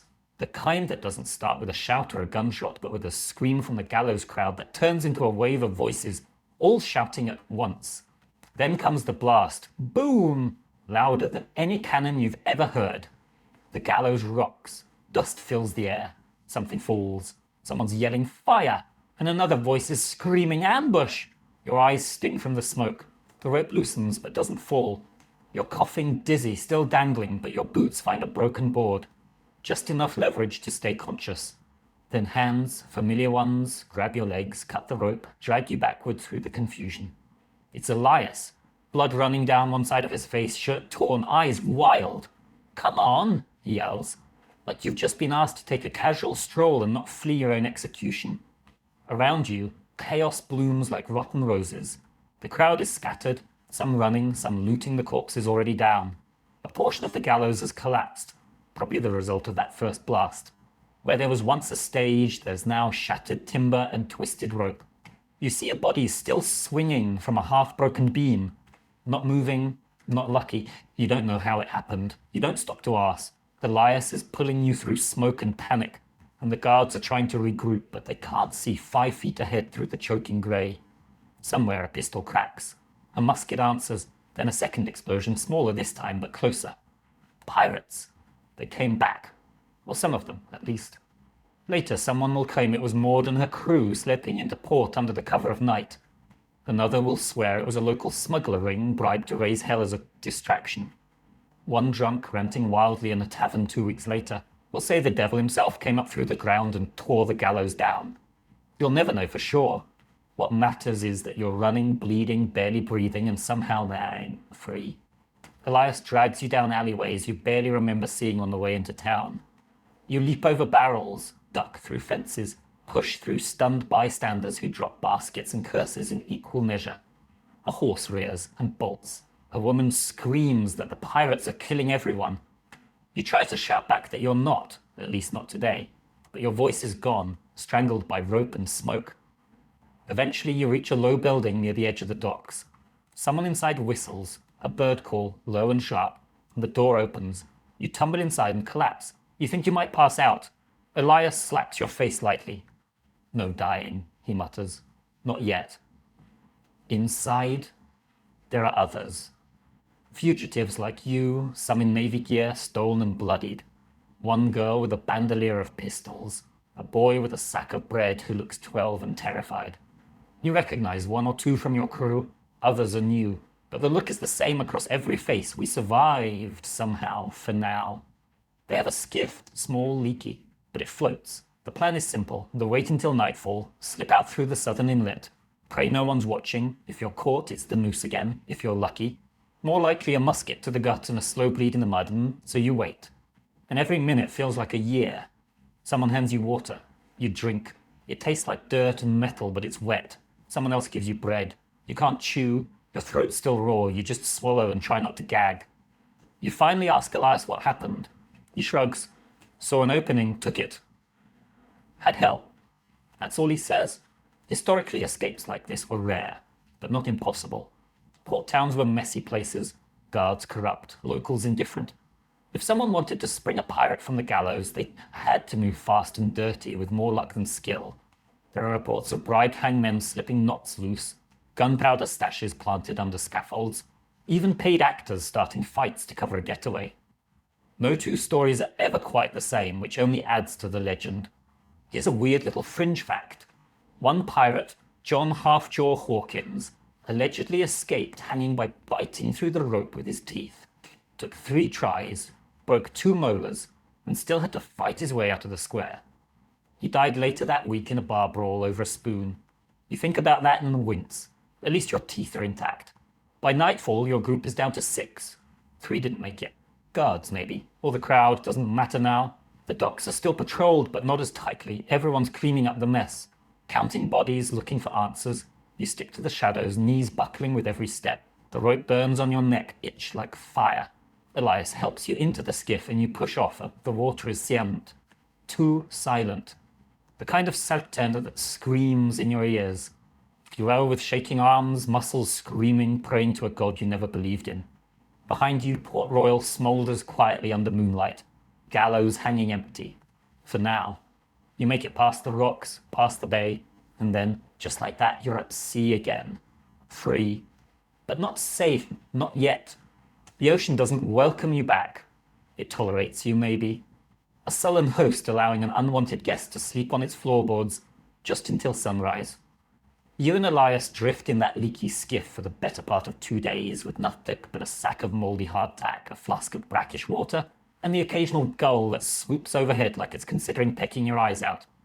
You take turns rowing and bailing. Elias jokes that you've officially earned the worst spa experience in the Caribbean. You try to laugh, but it comes out as a rasp. Your throat still burns from the gallows rope. There's no plan, no destination, just water and sky and that distant sound in your ears that might be the wind, or your heartbeat slowly unraveling. By the third day, the sun is relentless. It drills into your scalp like it's trying to find your thoughts. The salt crusts on your skin. Your lips split. You start seeing things. A sail on the horizon. A ship's bell. Elias telling a joke that turns into a hymn. You sleep in minutes, half aware, one eye open, hand still clutching a knife out of habit. Not fear. You're past fear now. What's left is reflex. On the fourth day, a ship appears.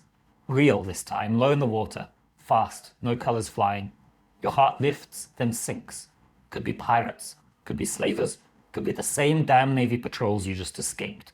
You don't wave, don't shout, just sit there, holding your breath while Elias squints into the sun and mutters, "Better to die on deck than in this bathtub." They see you. Of course they do. The ship swings toward you like a predator who's just spotted dinner with legs. You hear shouting, ropes, orders. A grappling hook clinks into the side of the skiff and drags you in. Men haul you aboard, rough hands, sharp eyes, one pokes you in the ribs. You flinch, he laughs. Then a voice you recognize says, "Drop that one. He's with me." Maud, of course it's her. She appears at the rail like a ghost conjured by sheer exhaustion. Coat dark, boots polished, hat even more ridiculous than you remember. Her expression doesn't change. Not warmth, not surprise, just calculation. "What happened to the gallows?" she asks. You swallow. "Didn't take." She smirks. "Like you?" They feed you, bathe you, let you collapse in a real a hammock technically, but it feels like heaven. For a while, all you do is sleep and wake and sleep again. Elias tells the story of your escape over and over, each time with more flair. You don't correct him, you're too tired to be humble. Eventually, Maud invites you to her quarters. It's not fancy, just neat. Charts, knives, a bottle of something aged and amber. She pours 2 fingers into a tin cup and slides it to you without a word. You drink it without asking what it is. It burns the pain out of your throat for the first time in days.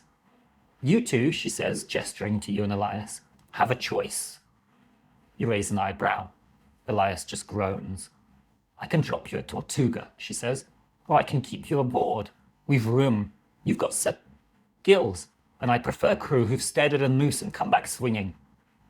It's tempting, a ship, a job, a second life. Not much to think about, really. But part of you wonders, what's the point? You've been a pirate.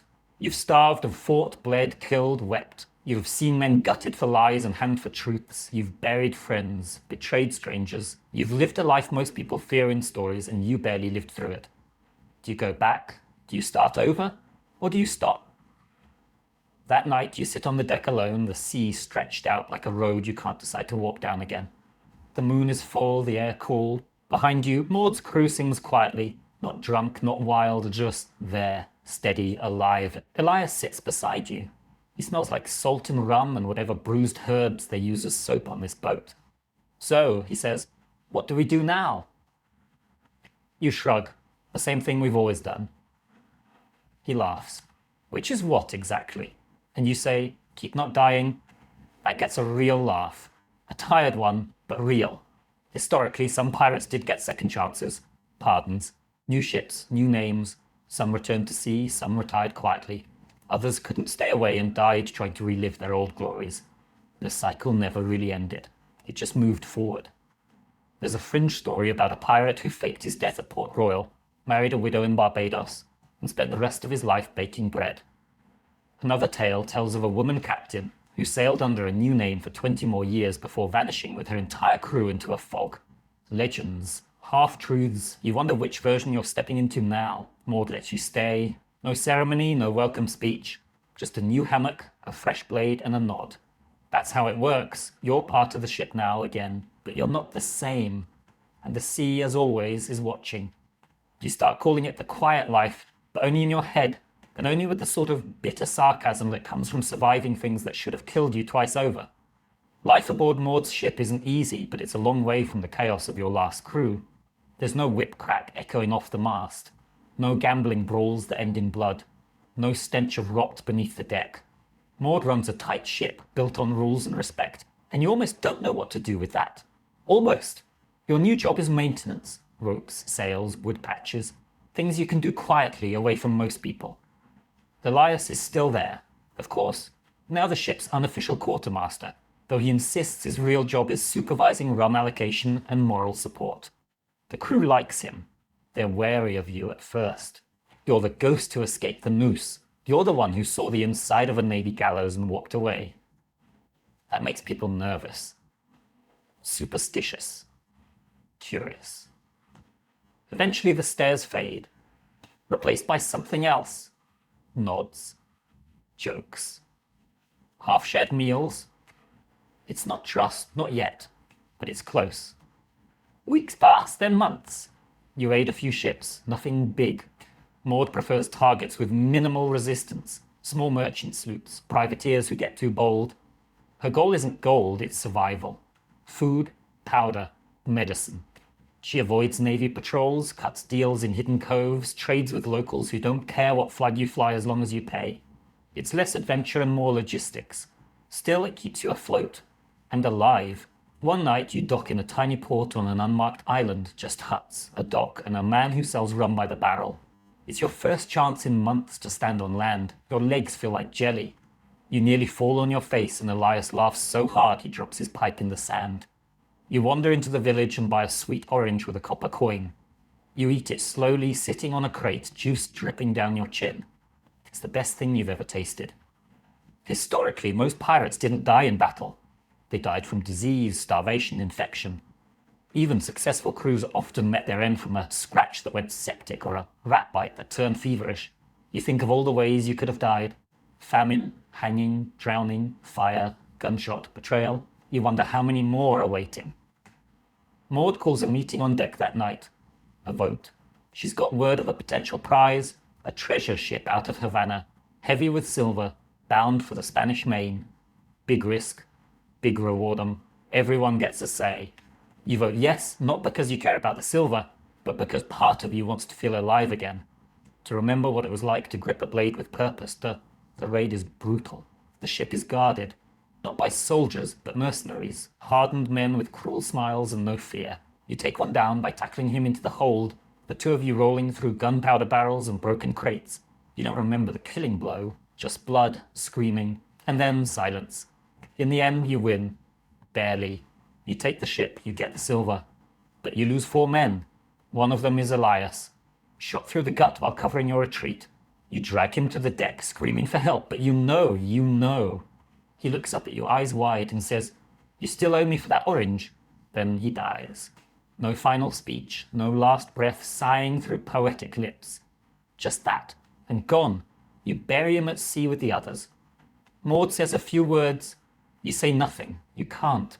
Your throat is closed, your eyes are dry, and everything inside you feels like it's caving in. That night, you sit at the bow with Elias's pipe in your hand. It doesn't light anymore. You keep it anyway.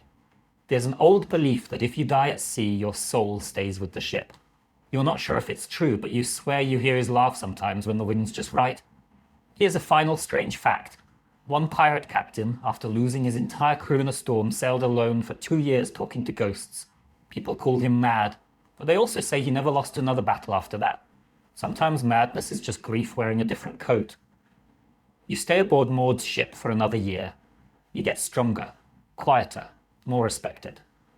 One day, she asks if you want your own command, a sloop of your own, crew, compass, for a yard. Freedom. You say no, not because you're afraid, but because you finally learned that freedom isn't found at the helm of a ship. It's found in surviving long enough to choose what happens next. Eventually, you dock at an island far from any Navy patrol, far from ports that whisper your name. You disembark. Maud watches without question. She nods once and says, "Don't die stupid. You promise you'll try. You live in a hut near the water now, and you fix boats, tell stories, eat fruit.